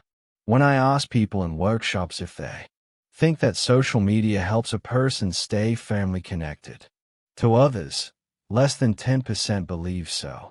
I certainly use Facebook, LinkedIn, and Twitter, but I do so to convey information that is mutually beneficial, as well as simply to talk with the people in my circles. I believe that social media can enhance socialization and social connections, but it is rarely a one-to-one comparison of time to value received as can occur with in-person interactions. If you often feel like you are going it alone, or that you are more stressed or less happy than you think you should be, and are not spending much quality time with others, not only those you love and like, but also peers who have similar work and life demands as you, I suggest that you build more face-to-face, heart-to-heart time into your day. Besides the major social media sites, there are a number of specialized social sites that place high emphasis on encouragement and motivation. I recommend you seek out one as a possible source of help to you as you pursue a new goal. or seek to make a specific change in your daily patterns. 4. Example. Spark People is an online weight loss community. Researchers who analyzed their data concluded that 88% were using the site for encouragement and motivation, while 59% used it as a source of information and 43% as an outlet for sharing experiences. The high emphasis on positive encouragement resulted in real benefit for the vast majority of those accessing the site regularly. Goal partners. Most people can benefit greatly from working toward a goal with another person, and especially with two other people. Going it alone is tough. Rather than think in terms of accountability partners, I like to think in terms of goal partners. Find someone who wants to reach his or her goal as much as you want to reach yours, and ideally in the same area of goal pursuit. Share how you are changing your day to move yourself one small step at a time toward that goal. Encourage one another in the process. Be an in-person and virtual part of each other's day. Adopt a mini pattern of appreciation. Conversations. Why am I so much more stressed or less happy than I should be based on how my life is going? I hear this question a lot, especially among strivers and strugglers. The questions I ask in return are you truly thankful for your life? Are you thankful for the people in your life, the work you get to do, the things you are able to enjoy? How often do you think about and talk about what you are grateful for? In my experience, thrivers are significantly more grateful for what they experience in life. This is backed up by a multitude of research studies that have shown significant benefits to cultivating an attitude of appreciation, including better health, less anxiety and depression, sounder sleep, higher long-term satisfaction with life. Feed and refeed your mind with gratitude. Appreciation is a great way to bookend many different activities in life. Finish work, exercise, dinner with appreciation. My father-in-law is a pastor, and he begins each meal with a prayer of appreciation. What about a personal practice of making appreciation your closing thought? These moments of appreciation are also often moments of reflections on meaning and known re-energizer for mind and body. I recommend starting appreciation conversations. At the end of the day, I often ask my office manager for her best plays of the day, and I show sincere appreciation for her. When I put my kids to bed, the last thing we talk about is what we are grateful for, and I show sincere appreciation for them. In the quiet hours of the evening, my wife and I will often begin conversations of what we are grateful about, including our family, work, home, etc., and I show sincere appreciation for her. Right before you sleep, making appreciation your last thought is also strongly related to happiness. My trigger is when I start to feel sleepy. I then put my book down on the bedside table and think about what I'm thankful for that day. Then, I'm out like a light. This is a great way to end the day. Adopt strategies for energizing yourself and others around you, especially in BHAG times. Every person on a team needs to agree that they will do their utmost to energize one another as much as possible. There are 5 simple strategies that can help with this. 1. Set a new personal goal and begin to chase it, even a small goal. This is more energizing than reorganizing your to-do list or feeling totally preoccupied with the BHAG. 2. Engage your mind with learning, not worrying or winning. 3. Everybody needs to vent their anxiety or anger at times, but don't do it at work. Energy comes from seeking and giving quality feedback and channeling all feelings of anxiety and anger into genuine listening and learning. 4. Reflect on what gives you joy and meaning. A few moments of this can energize you more than a break room snack. Share what gives you joy and meaning with a coworker who is receptive to hearing what you have to share. 5. Help more than you offer. Giving real help to others and showing concern for them is energizing both too. The person doing the giving and the one who receives. Offering help to someone does not always have the same effect. Sometimes people are too busy to think about how you can help them. I'm not saying that you shouldn't offer help, but make sure you're not giving someone another to do. Develop a motive to serve. Imagine that you are backstage in a large auditorium. You are standing in semi-darkness, although you can hear clearly what is going on outside in the house. More than 900 people are present. They are the top 1% of a very successful company, and you are about to speak to them. At that moment, the event planner comes up with a nervous expression and tense body language and says, "The CEO is sitting left center on the front row. No pressure." She walks away. You know she is not trying to make you nervous, rather. She is nervous. But you also know that she has a lot riding on this event and on your presentation. Just as she walks away, another person walks up briskly and whispers, "The first speaker went way long.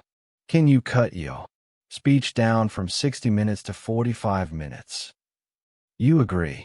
What else can you do? You quickly begin going through what you had planned to say in an attempt to make changes. And then the organizer checks her watch and says, "You on in 5, 4, 3". People who have studied fear routinely report that public speaking is one of the top 5 fears reported by adults in the United States. By public, they generally mean more than the number of people who can be seated at a conference table. Much of my work involves public speaking. Am I nervous before I speak? My answer is, thankfully, yes. I have learned to channel my stage fright into added energy into a greater vocal and physical dynamic. Early in my career, I was fortunate to hear Dr. Terry Paulson, a Hall of Fame professional speaker, who advised, if you are ever feeling overly nervous, you need to recite a simple prayer. Please, Lord, let me serve and not shine. Serve and not shine. Those 4 words completely transformed my approach to public speaking. They allowed me to get me out of the way. They allowed me to shift from being overly concerned with whether people like me and to focus on what I might do to help my audience members reach their goals and be at their best. Being one who serves can and will be the key to ultimately shining. In sales, for example, one of the biggest rookie mistakes salespeople make is focusing on how they can shine. They seek to make more sales, to have more money and more recognition. Perhaps you have encountered a salesperson who projects, "How can I sell this to you?" with a hidden subtext, "Oh, so I can make my quota this month." It is a Ray salesman who says, "What do you need?" It's not as much a matter of technique as it is of attitude. Generally, in the workplace, a major atmosphere shift occurs when a person begins to see others around him or her as having areas of weakness or needs that might be helped, rather than seeing every other employee as a competitor, even while knowing that you are all working for the same organization or as a fellow companion on a sinking ship. If you see yourself in a situation that has no good outcome, the tendency is going to be every person for himself or herself. That is precisely the wrong approach to take. Think. Instead, serve and not shine. Serving others requires a shift of focus toward the way you work, rather than the outcome of your work. It requires a shift in focus from feeling threatened or under fire at work to feeling challenged and useful. The person who seeks to serve is nearly always respected, included, and considered valuable. And those are great rewards, especially in times when demand is high. to change your day. Remember, think of BHAGs as challenges, not threats. Thrive as value and make true social connections and personal interactions a part of their day. Put renewed emphasis on socialization, communication, and service to your peers.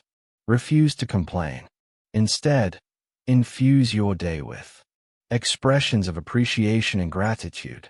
Make it a goal to change the atmosphere in your workplace or home to one of relational strength, not stress. Remember to serve and not shine. Chapter 15. Staying in the flow of the process.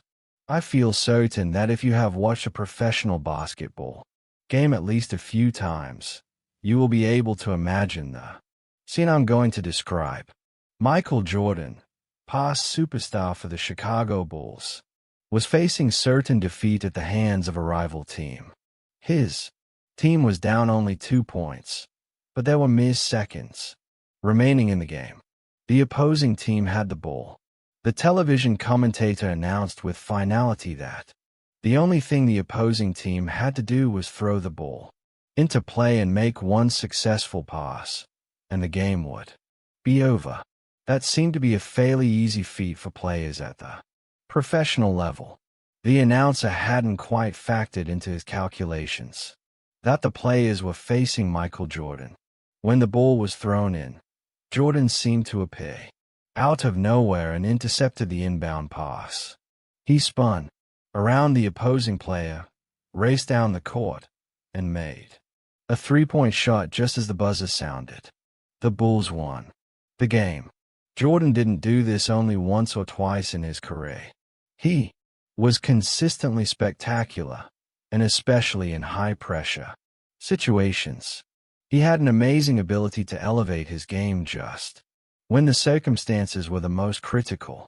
There have been many outstanding NBA players, but if you ask the knowledgeable man on the street, who was the best NBA player at winning games in the final seconds, the answer would have to be Michael Jordan. How do people become superstar performers in the face of intense pressure? I found an answer at a time when I wasn't looking for it. I was preparing a presentation for a group of top sales performers who are not the most patient audience members. If you don't bring new information to them and present it in a compelling and entertaining way, the smartphones start glowing like the lighters at a rock concert. As I began to plan for this presentation, I asked myself, is there a situation that frequently troubles this group? I asked several highly successful salesmen the question, and sure enough, an answer began to emerge. These people scored major numbers for their company. They were not short on raw motivation. They really wanted to succeed and have big incentives to do so. But they seemed too often to lose focus and motivation and drift away from pursuing their highest priority work. Andy, I know what I should, could, and need to do. But I'm just so busy. I just don't have time. I just can't seem to stay focused and motivated. They were suffering from why don't I do what I know I should. Going over the interview notes, I began to wonder if there was a way to generate focus.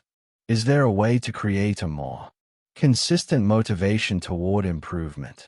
I sought out Dr. Habril, a sports psychologist at the United States Olympic Training Center.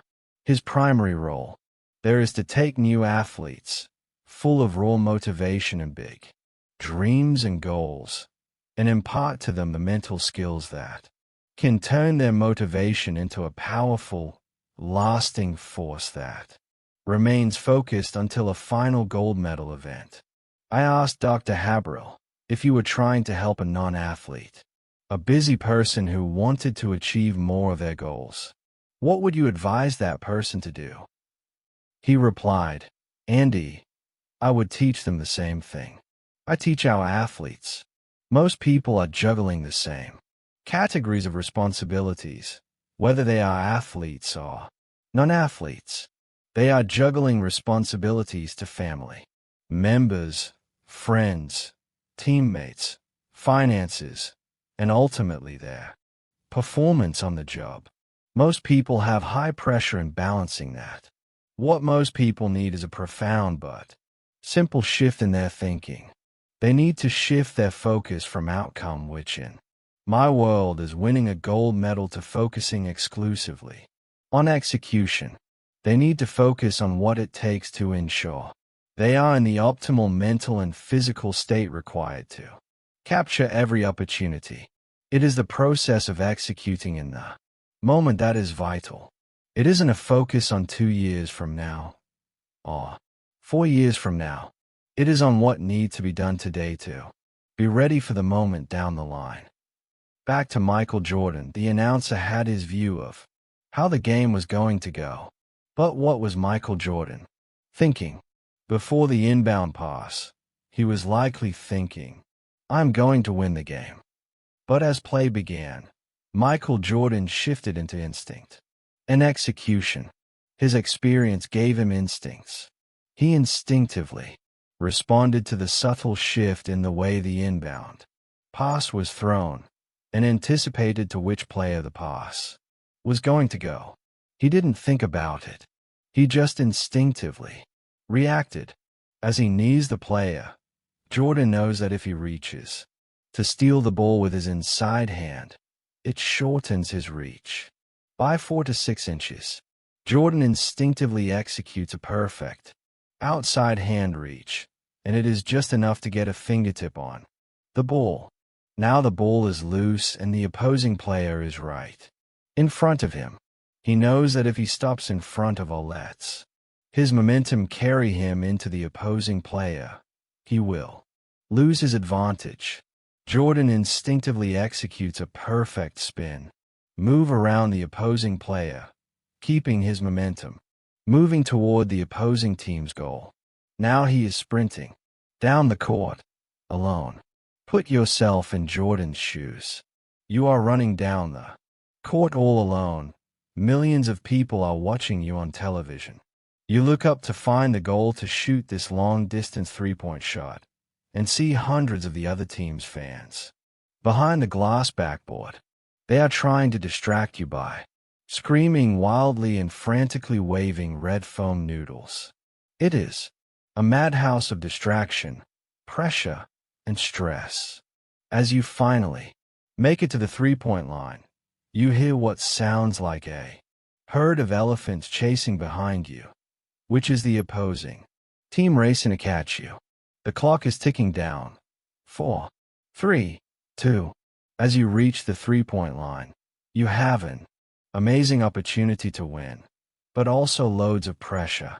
You are alone, in front of everyone. Are you wondering whether you are going to make the shot and be the hero? Are you worried you might miss and fail miserably? In either case, you're likely going to miss. Thrivers primarily focus on execution, especially when they are under pressure. Strivers spend a lot of time worrying about possible outcomes. What Dr. Haberl was advocating was essentially practice, executing the skills you need to be successful until you don't have to think about them. Stay focused on the practice of execution rather than the final goal or your desired outcome, and your mind and body will instinctually react and successfully execute. Hone your execution, and if you do so, the skills and mindsets you need to be successful will be there when you need them. Barry, a salesman, stays in the execution zone of making calls, setting up appointments, listening closely to what a client needs, and instinctively responding to meet the client's needs. He always has a pen filled with plenty of ink to sign the purchase requisition. His results are more sales, more focus, more motivation, and a much lower daily rate of perceived exertion. The focus needs to be adjusted to the skillful execution of successful processes. Each person will take one of two mindsets into a day. The first mindset is focused on the possible outcomes, or what might happen in that day. The second mindset is on executing their best that day. The more effective mindset is the second one, and it is the mindset that most people don't have. They become anxious as the hours tick by that they aren't going to reach their goal. Those who stay focused on how they are pursuing the process of their work tend to be more relaxed and find their stride and stick with it with far less anxiety and stay more positive and flexible in their tone of voice and communication skills.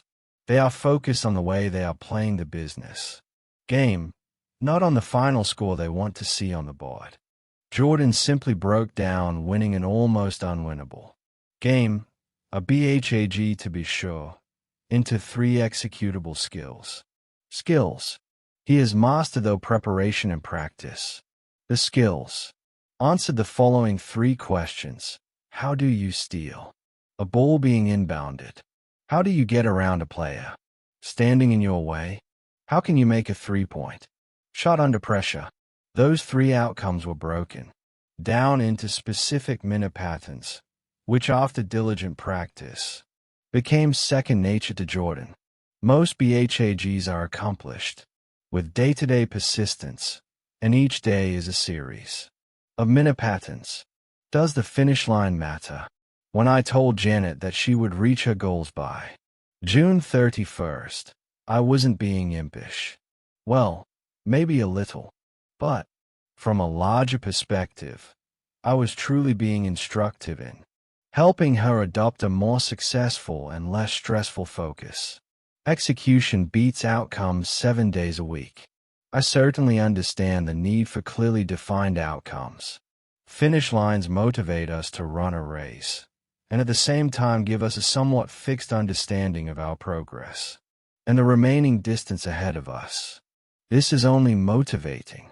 However, if you truly believe you can make it to the finish line, I wanted Janet to shift her perspective and shock her a bit into taking a more motivating, day-by-day approach to the changes she already wanted to make.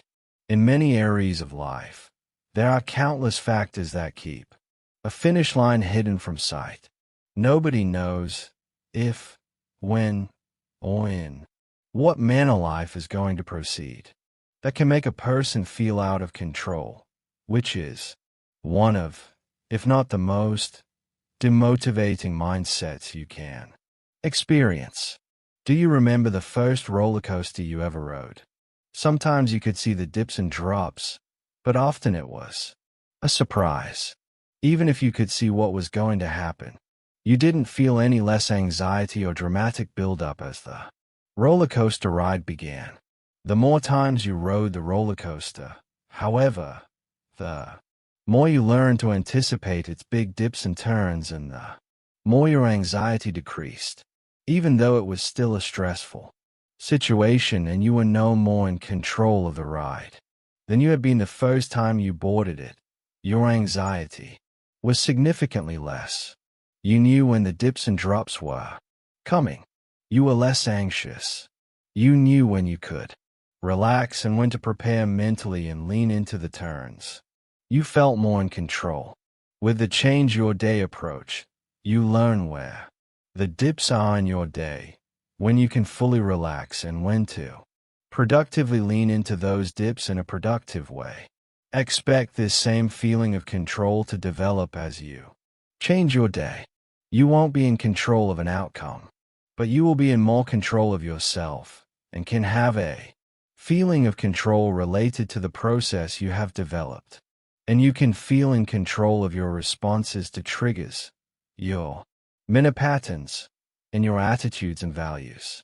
Consistency is what really matters. My wife and I finally gave in and got a puppy. We actually got 2 puppies, a brother and a sister. My children had been asking for a puppy for months. I was the only one in the family who had ever had a puppy, and I was therefore the only one capable of seeing past the fun to the potty training. Potty training a puppy is a matter of constant vigilance. You have to watch a puppy's every move and scoop it up and get it outside of the first sign of its need to go.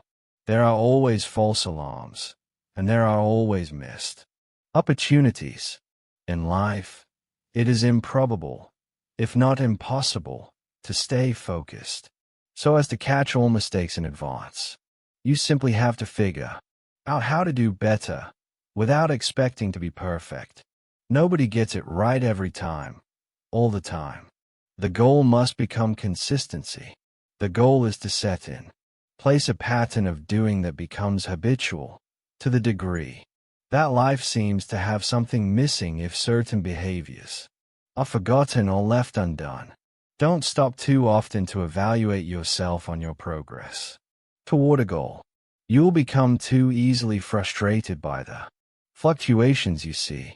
Frustration with progress at work one day does not mean you are off target.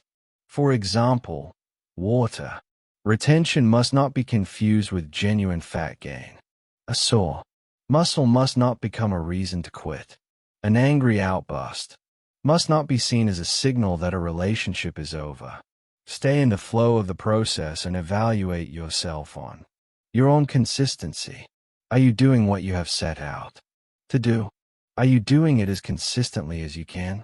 Are you picking yourself up after a failure and moving forward?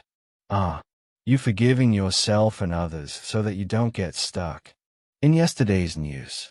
If so, you are on the path that will lead to success.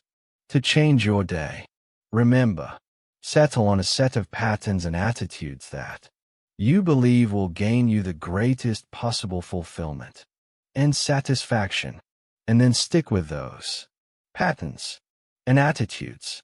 Don't budge from them. Don't let your mind wander into future outcomes. Thrivers trust in an execution mindset. Nobody can predict when, what, or under what conditions the future is going to unfold. The only thing a person truly can do is to focus on the processes of today and live them out to the maximum. That's not only going to produce personal peace in the present tense, it's going to be the best possible preparation for whatever the future holds. Enjoy the process and take great joy in the rewards. Chapter 16. Motives and Meaning. Television networks seem to have a particularly strong penchant these days for crime shows. For the most part, I like them. They allow me to think of myself as an amateur detective, and I feel great if I can figure out who done it before the end of the program. My favorite part of discovering the villain is to decipher their motive. It's important in solving television crimes to know why somebody might want to commit a particular crime in order to nail down just who committed the crime. A motive, of course, is something that causes a person to act in a certain way or do a certain thing. What is your motive for getting up tomorrow morning and going to your job? Why do you do that particular job when you likely could do 100 other jobs even in a lousy economy? What is your motive for sticking with your present job? What is your motive for putting in the overtime hours and maximum energy? In the end, your motive is directly related to your motivation, the ongoing force that compels you to be productive and produce quality work. The quality of your motive is also a strong determinant of your daily rate of perceived exertion, RPE, or how hard it feels to do your work every day. For many people, a personal motive is not remotely connected to a corporate mission statement. I once was consulting with an organization that helps people with end-of-life care. I asked for a show of hands to the question, who can recite this organization's mission statement? Only one person raised his hand, the CEO. It was an awkward moment for the CEO, for others in the room, and for me. I quickly rebounded, however, and stated that a corporate mission statement is not nearly as important as an informal understanding or definition of the way an organization helps people. I asked, how many of you can tell your distant relatives at a Thanksgiving dinner table what your organization does to make a difference in at least someone's life? Every hand went up. That answer can be a powerful motive for getting up and working hard every day. I continued, I challenge you to take that answer and turn it into your own personal workplace. Mission statement. Right. I work here because this place. Put that statement someplace where you can look at it periodically, and especially on days that seem especially demanding. Why you work where you work and why you choose to do what you do is important. If you have no why, you will find that your enthusiasm is very shallow, your energy is often lower than you would expect, and your motivation walks out the door before you do. Have a why. A why answer speaks to meaning. It speaks to purpose. And having meaning and purpose are highly motivating. Meaning does not have to be an in-depth soul-searching exercise done with a guru on the top of a mountain. Meaning can simply be a recognition of what you enjoy about your work. Infusing meaning into your work. It is common sense that most people want more meaning connected to their work and that we would all benefit from it. There's a vast amount of credible research to show that people are better at their work and more committed to their employer if they enjoy what they do, see their work as linked to their personal core values, and feel as if they are part of something bigger than themselves. I do not agree, however, with the platitude that states, love what you do and you'll never work a day in your life. Work is equated to effort, and those who love what they do generally exert a great deal of effort. Furthermore, love is a very strong emotional word. I greatly enjoy my job. I work at it. I love my wife and daughters. Yet, I also love the moments at work. I've had wonderful, emotional, powerful moments when someone phones or emails to say that they have made a better life for themselves with the ideas I provided, or someone on the verge of tears after a presentation saying, "Andy, you don't know how much I needed to hear that today." Or one of my favorites, "Andy, I would have enjoyed your presentation a lot more if you weren't talking about me the whole time." I do love those moments. I also really enjoy speaking, collaborating, creating, learning, and so on. But, believe me, most of my workday is work. On the other hand, I do not love paperwork, scheduling, staff issues, and trying to convince overly busy people of the value of what I do. Hey, sometimes people are mean. I know I'm not alone. Author Shane J. Lopez, PhD, has surveyed thousands of working adults, only to find that only 1% love their jobs. I am going to translate love here as enjoying deeply what they do, or feeling good about what they do.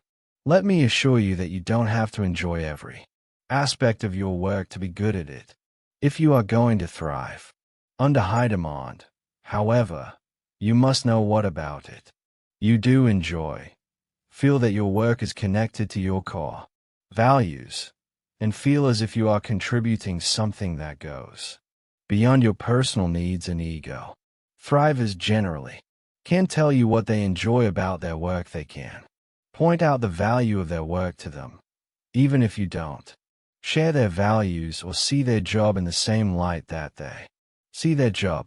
See a connection between their most productive work and their personal values, and they often remind themselves of that connection if frustration or fatigue sets in.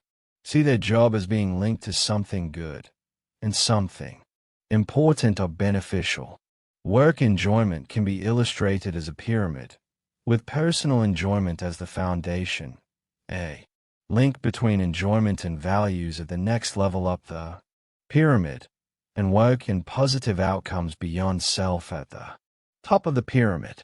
Anytime you simplify a big idea, meaning, there are always a few caveats. 1. There are some people who already have the meaning piece of the thriving equation figured out. If that is you, thanks for buying this book. Just kidding. 2.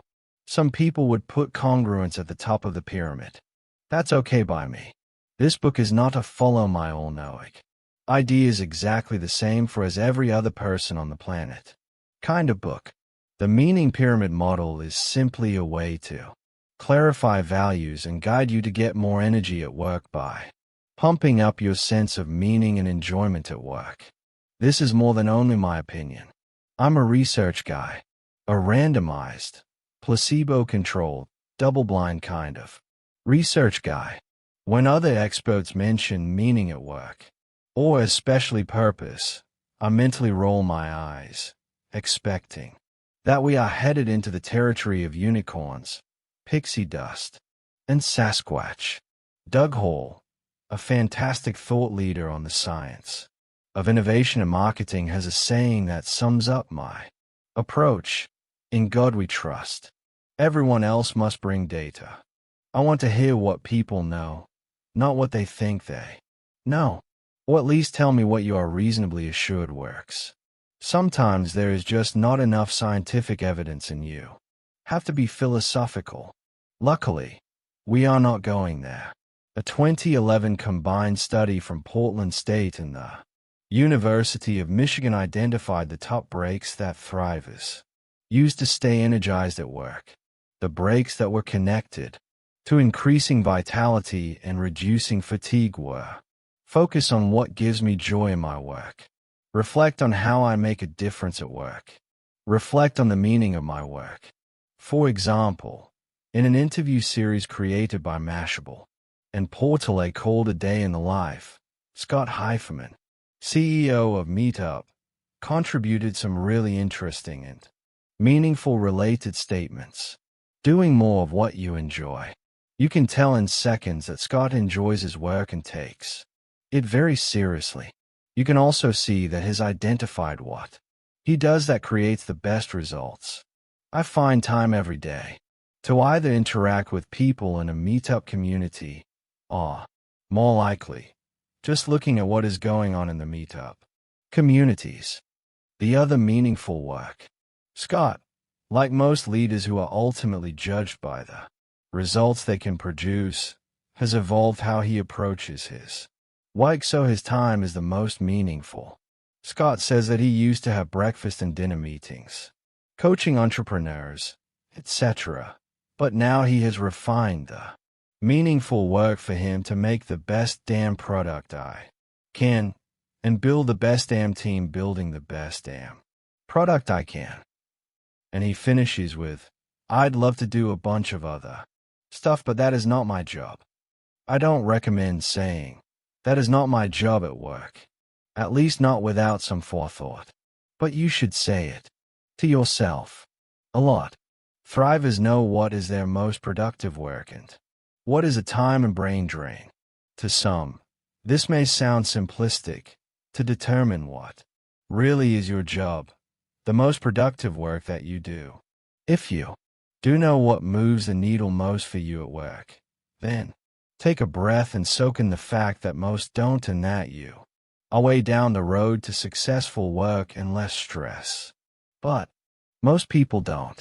If you don't know or are not doing what is most important most of the time, then you could be so much more productive and accomplished and less stressed by intentionally combining a growing understanding of what it really is that moves the needle at work with some thought around what you really enjoy.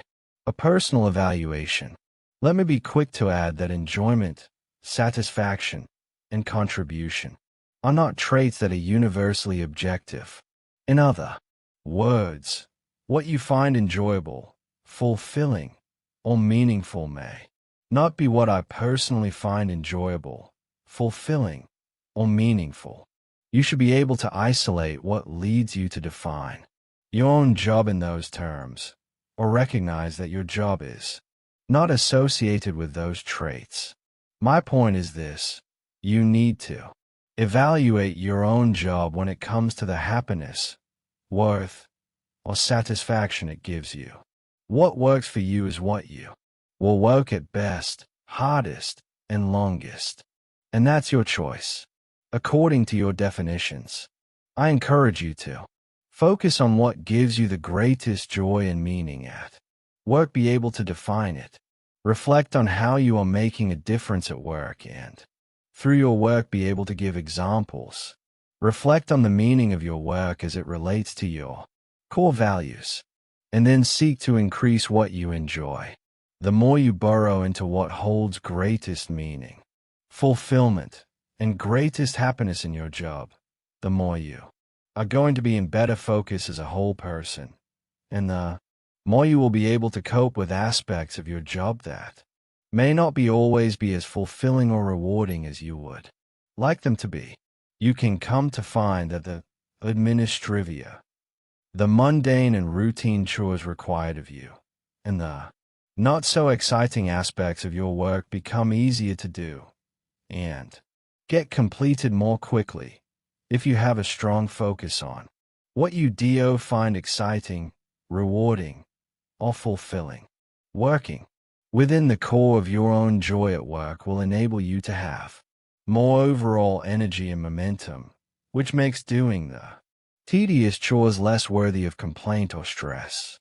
The Thriver Zone is generally the overlap of what you enjoy doing and what you do most productively. Enjoyment is directly linked to productivity. A person does more and does it better if the doing is more enjoyable.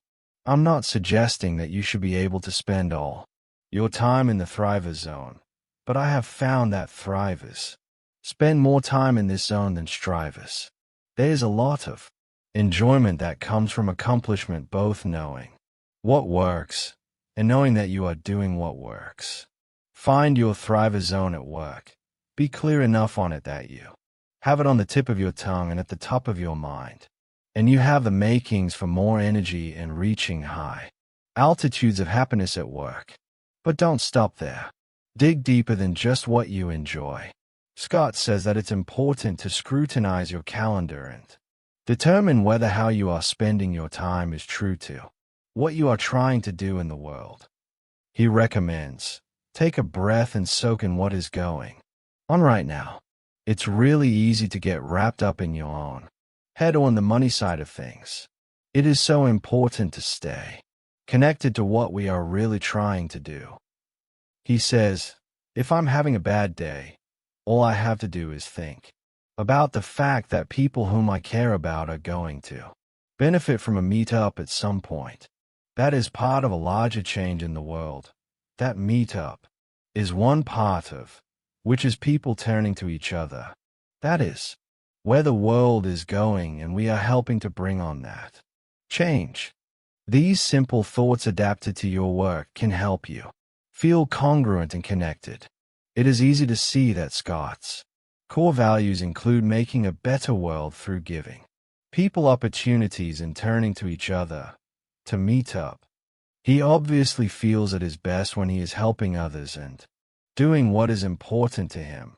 Specifically, he believes that a better world is made by people turning to each other and that he, his teams, company, volunteers, and meetup community are helping make that happen. I've never gone into a company or team of people and thought, this organization spends way too much time helping the people understand why they are working so hard and how their work benefits others outside of this organization.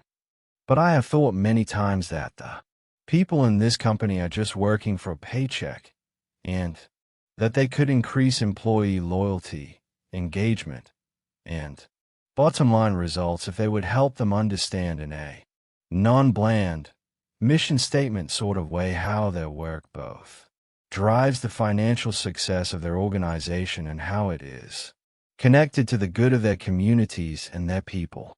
Trigger: feeling frustrated or overwhelmed.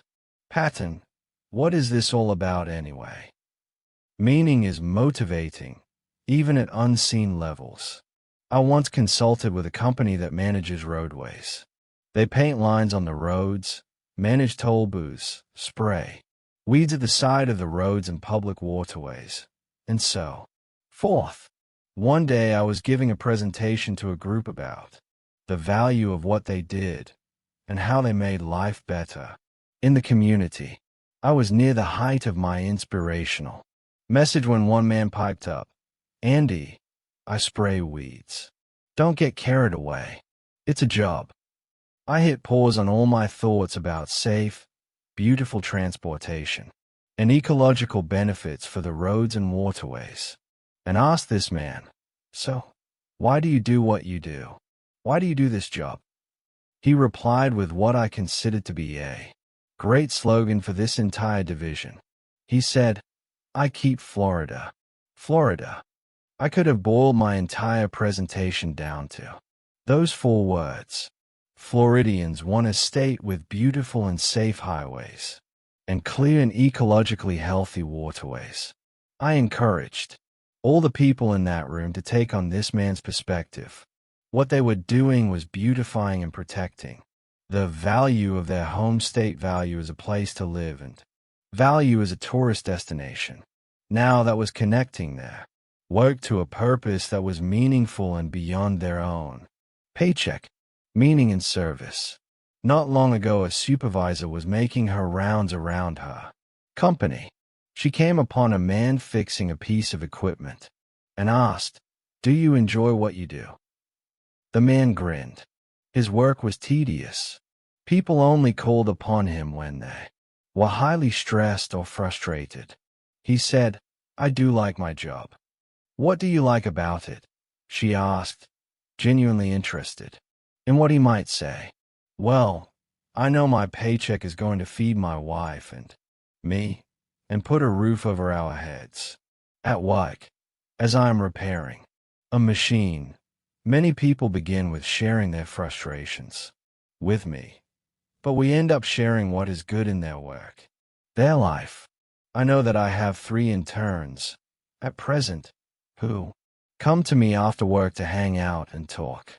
I suspect that I might be the most influential male figure in their lives. That's something that is important to me." The supervisor related this to me. This man had a better take on his job than I had. At that point, I knew I valued my salary, but I couldn't point to individual people I was helping, at least not in a way that I knew I was helping them or that they were grateful for my help.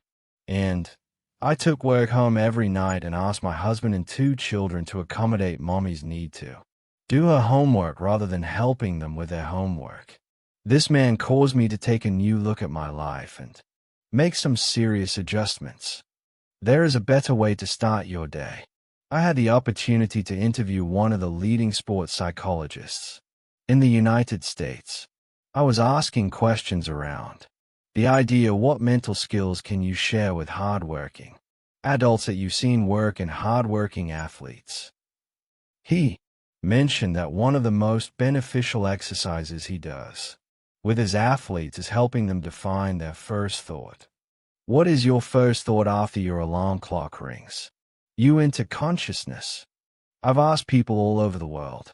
The answers are pretty common. I need to pee. Not the most motivational thought, but functional. Where's the snooze button? Nothing like starting the day with a little procrastination. It seems like I just did this. Another day. Is that good news or bad? I've got so much to do today. I've got to get up. It's normal to default to this thought process.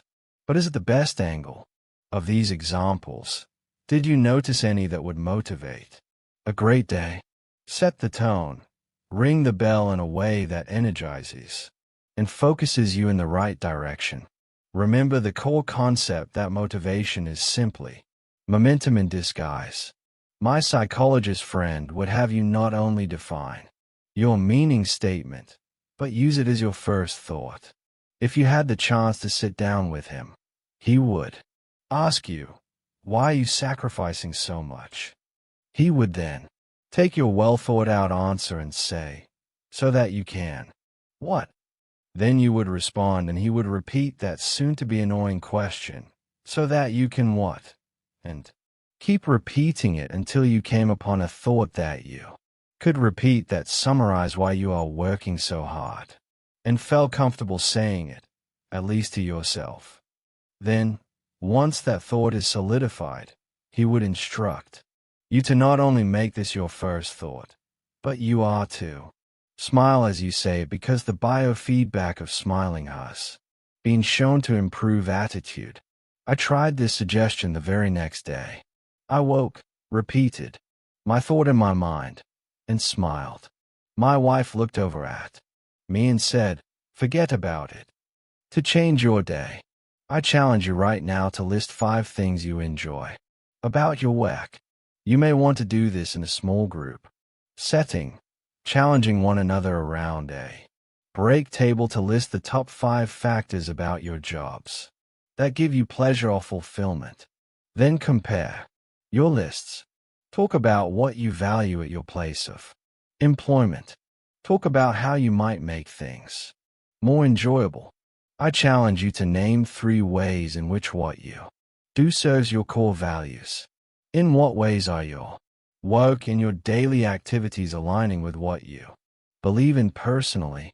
I challenge you to think of one way in which your work and co-workers and our clients are serving a unified, greater purpose. How are you making your community, or the world in general, better? Chapter 1:7. The Power of Attitude.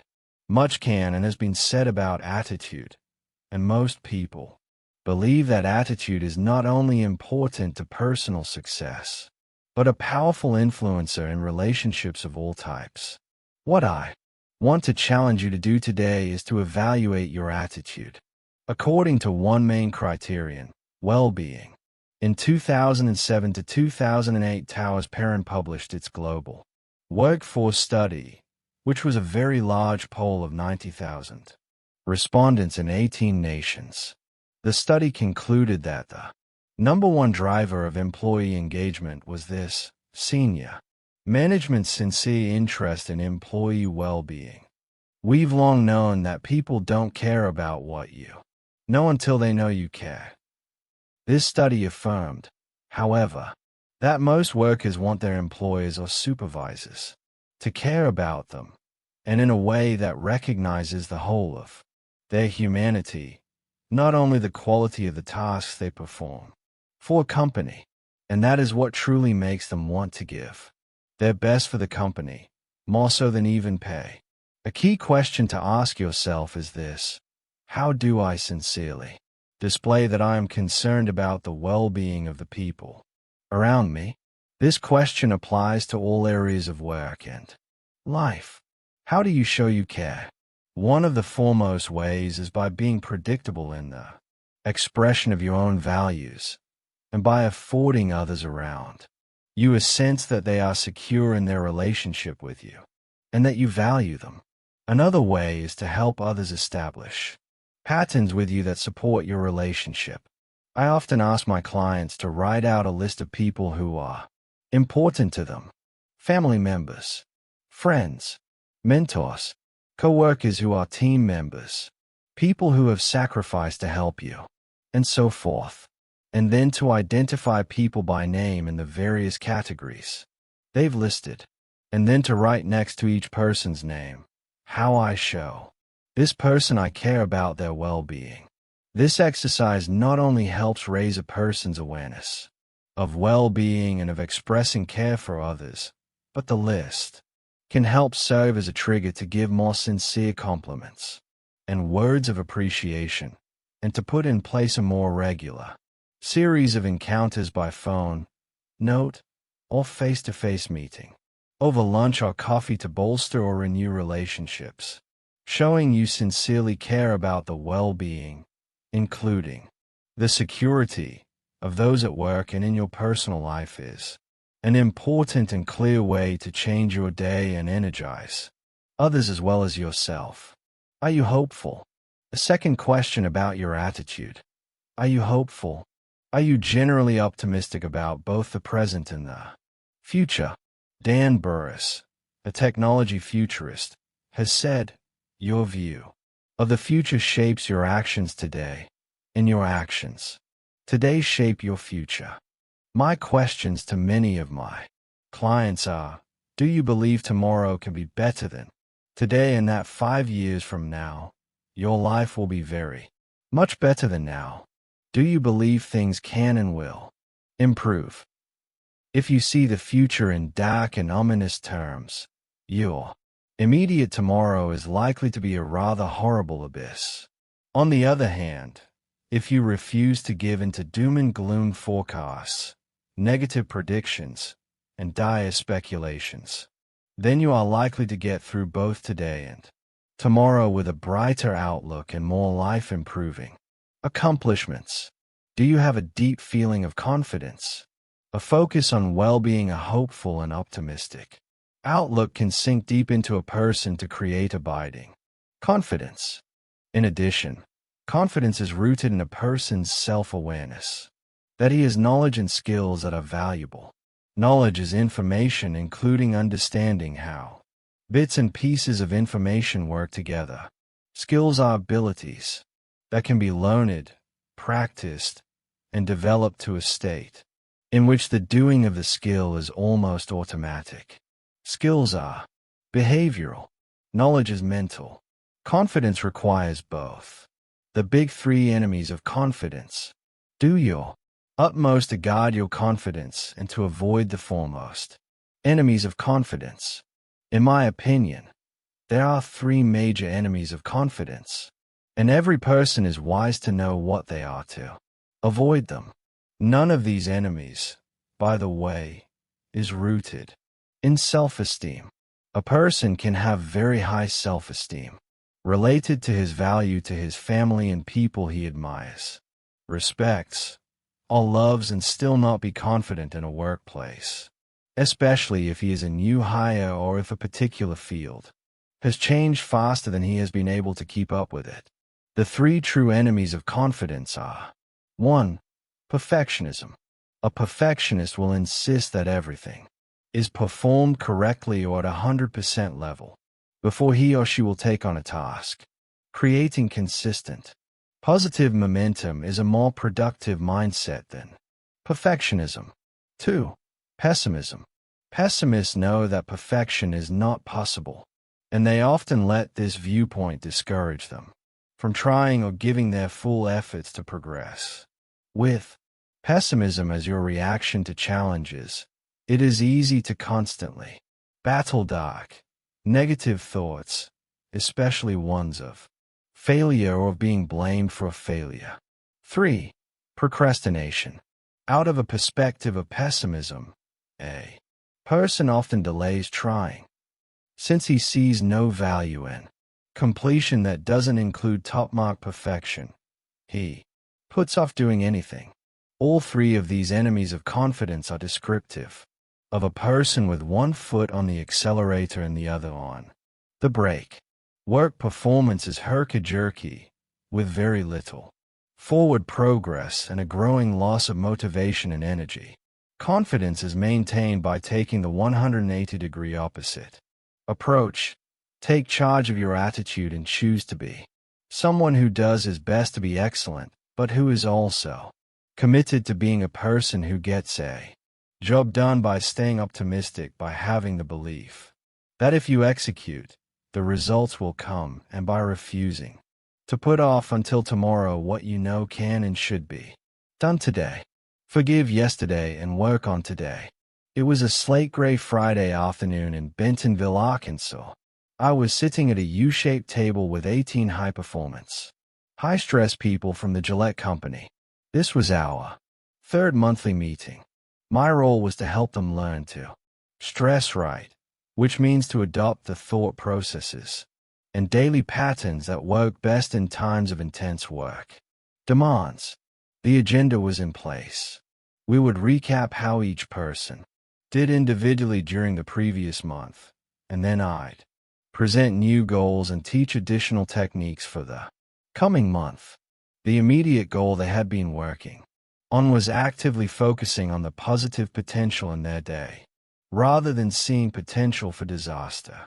The program was designed to encourage workers to focus on practical ways of achieving goals.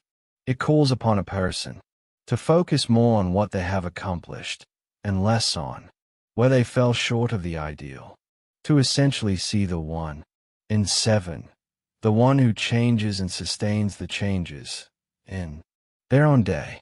I began the meeting with a few quick remarks and then said, "Okay, Sarah, let's start with you." If you met Sarah, you would consider her an optimistic if not a bubbly person. She seemed to rush through one instance where she was doing well on the way to reveling in 3 examples of where she fell short. I paused the meeting and reminded everyone of the goal of the previous month and suggested that they begin with examples of where they were successful in seeing the 1 in 7 in themselves over the past month. Without fail, each person would rush through one positive example to give 3 or 4 areas where they tripped up. Sarah reported she continually thought about all the work she still had to do, the deadlines that were looming, falling behind, and feelings of potential failure. I learned something important during that meeting. Successful, hard-working, normally upbeat and optimistic people are often hard on themselves to an unproductive level. They are usually their own worst critics. They needed better bounce-back skills so they could spend more time in a productive state. My solution is this: thrivers forgive themselves faster. Core concept: thrivers forgive themselves faster. Not always, but very often. I find that strivers are much quicker to forgive others their faults and failures, especially in the normal flow of work life, than they are to forgive themselves. I am not saying that we should be wantonly self-indulgent or set low standards for ourselves. I am saying that we need to take responsibility for our mistakes, apologize when appropriate, make amends as necessary, and then let it go. Forgiveness is not exoneration, saying that there are no consequences.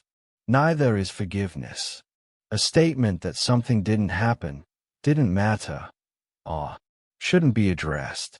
Forgiveness is refusing to linger on the bad thing that happened, either by commission or omission. It is addressing the fault or failure and then refusing to allow it to inhibit future action. Forgiveness is letting go of all guilt, condemnation, or pessimism that can occur after a failure. Treat yourself with the compassion and generosity you'd extend to another person who had made a mistake or fallen short of an ideal or goal. Put yourself on a path of personal encouragement toward a brighter tomorrow. Forgive yesterday, let it go, and work on today. One of my past coaches had a 2-hour rule. If you had a bad performance, then you had 2 hours. You could pout, scream, cry, crawl into cave and isolate yourself, or do whatever you think will help you deal with the disappointment. But when the 2 hours post-event are up, no more. It is time to start moving forward.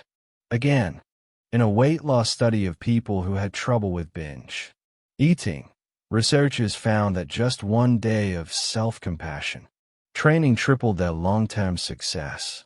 In another study involving dieting willpower, researchers found that self-compassion improved willpower to make smart choices and reduce the urge for emotional eating. Forgive yourself fast. Be compassionate to yourself. You'll recover from a failure faster and more fully. Forgiveness has been correlated with a wide range of benefits, including lower blood pressure, a stronger immune system, a reduction of stress hormones in the blood, fewer stomach problems, less back pain, fewer and less severe headaches, and more. The list of benefits is very long. If there's someone you need to forgive today, do so. If you need to forgive yourself, now is the moment. Keep on keeping on. But you may be asking, what about a work or home environment that is not all that great, perhaps one that is downright painful or difficult? Isn't having an upbeat attitude hypocritical or fake? Not necessarily.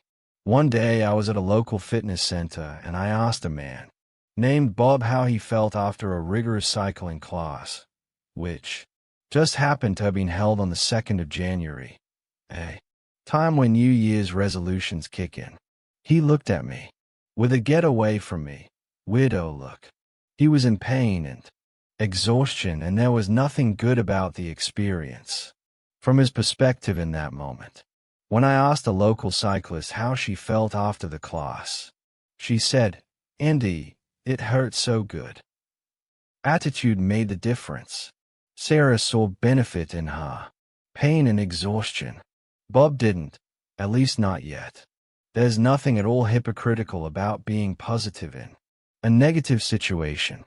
There's only hypocrisy in voicing positive words about a negative environment if you truly feel negative. A positive word and a positive attitude in a negative world can make a difference for the good both of the person with the attitude and of others who witness a positive attitude turned into positive action. The good news is that Bob came back 2 days later. The class was still difficult for him, but the more he attended over the ensuing weeks, the more he began to enjoy the exercise.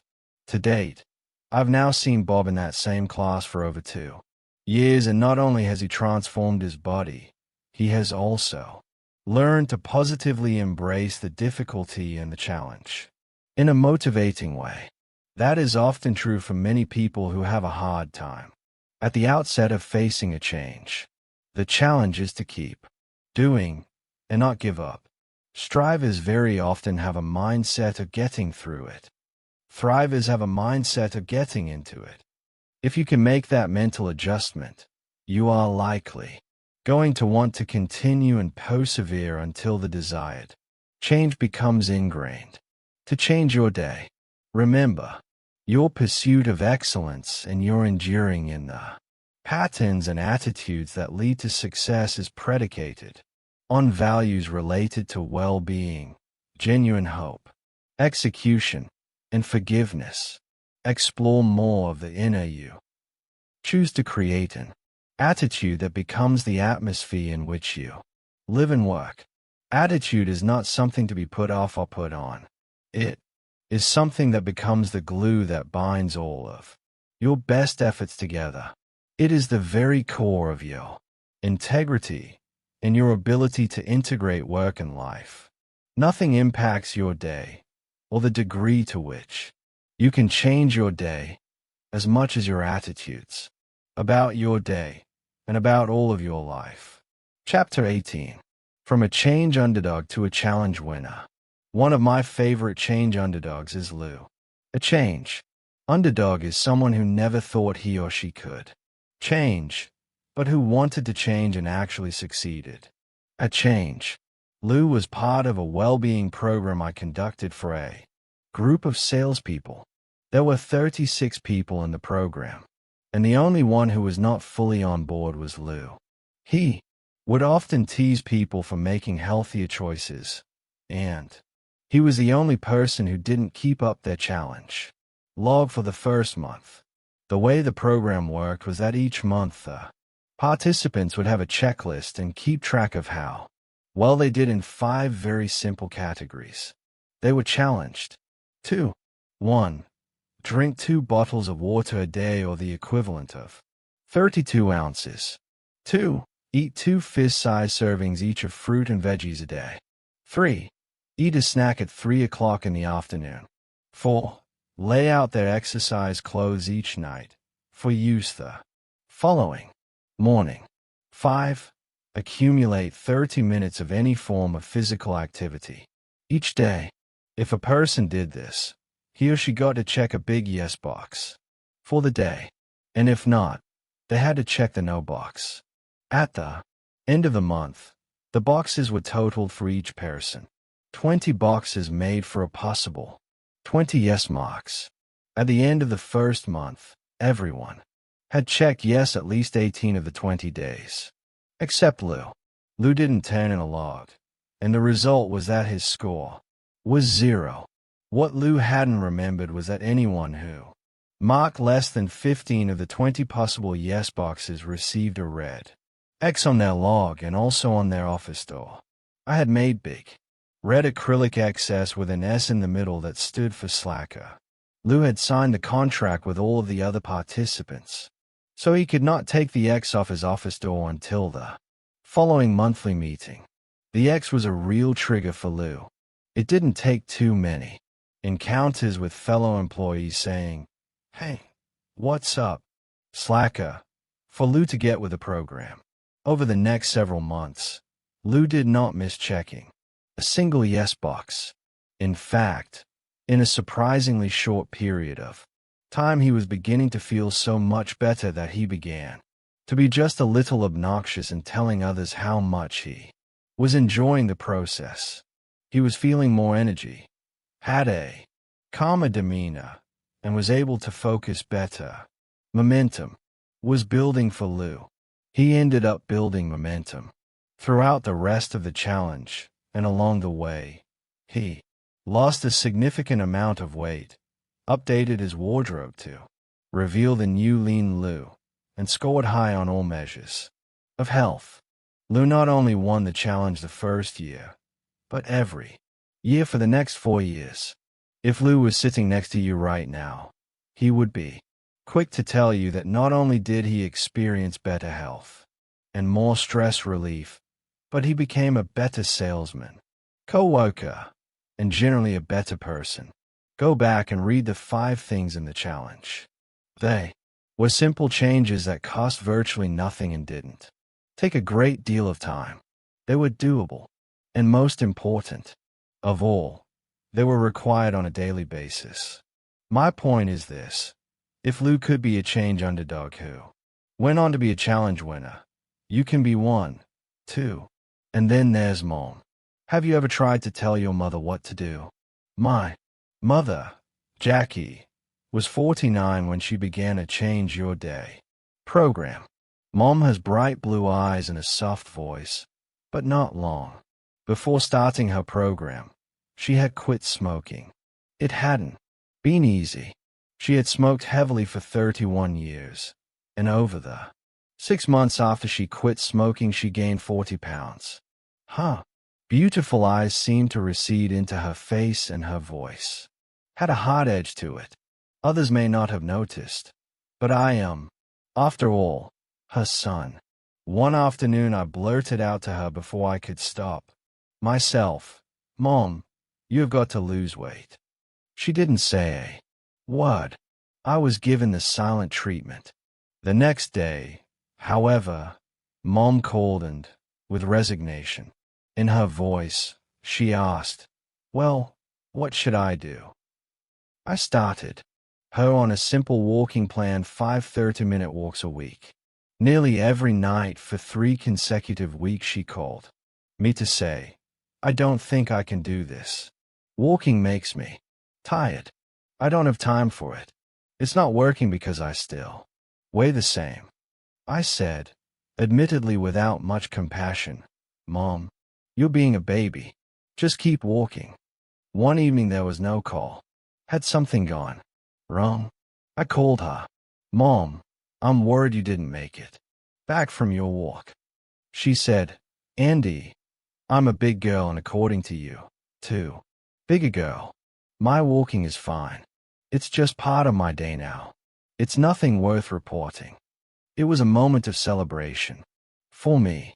I knew my mother's new daily routine had built real momentum toward a new good habit. 3 weeks later, she called to say, during my usual walk, a woman about my age and size jogged past me. "Do you think I could jog?" I said, "Mom, you don't need to run." She replied, "I know I don't need to run. I want to run."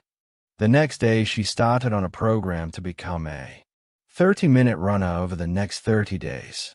Each week she got stronger and more confident. There were days she called with uncertainty about her next day's goal. I encouraged her to keep her pace low and her mind positive. The day before her first 30-minute run, at the end of the 30 days, she was very nervous. I reminded her that she had already succeeded. The next day she called and I could almost hear her jumping up and down. "Andy, it worked. I ran 30 minutes. Non-stop. I am a runner."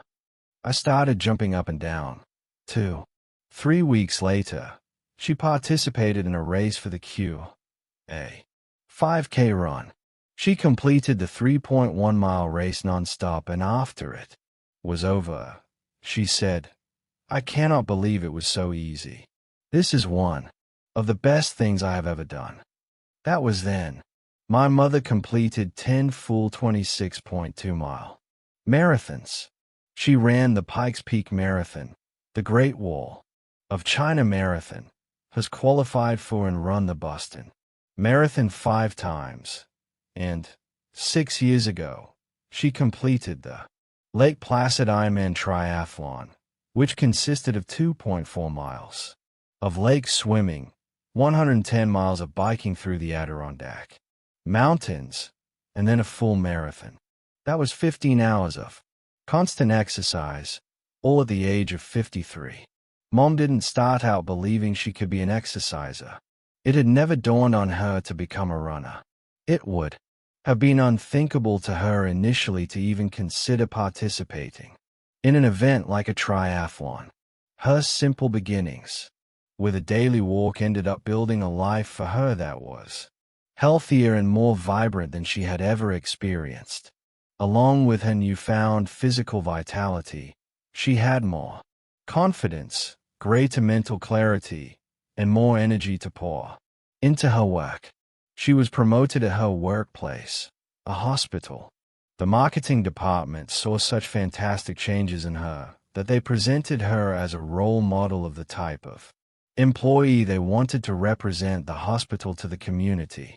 They put her photograph and a description of her on a large billboard positioned next to one of the most heavily traveled roads in her city. She's not just a role model. She's a famous role model. Way to go, Mom.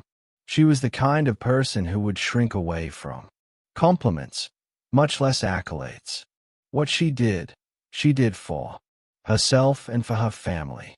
What Mom did in changing her day to include a 30-minute walk changed the way her family and coworkers thought of her and the way she thought of herself. Her daily change ended up changing the quality of her entire life. Remember that she didn't set out to change her life. She simply set out to change her day. And then, by changing her day, she changed her life. More and more great days. Both Lou and my mother discovered that the best part of changing a day means that a person is likely to experience more and more great days and fewer bad days. I strongly encourage you to make it your goal to have more and more great days. Not every day can be stellar. Life happens. You get told no. The car breaks down. The unexpected bill shows up in the mail. The bad news comes from afar. But if you are executing what you personally define as the basics for a great day, you can have more and more great days. Make that your perspective and your goal. Ultimately, all of life is a series of days. Goals that are scheduled to be annual, quarterly, monthly, or even weekly. Achievements are necessary and beneficial. In one sense, you know that time is broken down into weeks, months, and years. In most cases, however, you likely have learned that long-range goals are nearly always reached by meeting daily quotas or daily goals. In fact, many businesses have found that they can predict by the 10th of any given month if the business is going to make its monthly goal, and by the end of one month if a quarterly goal is going to be reached. How motivating is it to continue to pursue a level of performance that you know you aren't going to reach? In case you have any doubts, the answer is not very motivating at all. On the other hand, it is extremely motivating to set and reach daily goals. If for some reason a daily goal isn't met, well, tomorrow, you don't have to change yesterday, only today. If a daily goal is met, you have momentum on your side. Live in the day. Change what you don't like in a day. Establish new patterns that enhance today. It will be more than enough. About the author. Andy Kaur is an award-winning lecturer, author, television host, and expert in human performance and motivation. Recently voted a 2012 Top 5 Global Health or Healthcare Speaker by Speakers platform.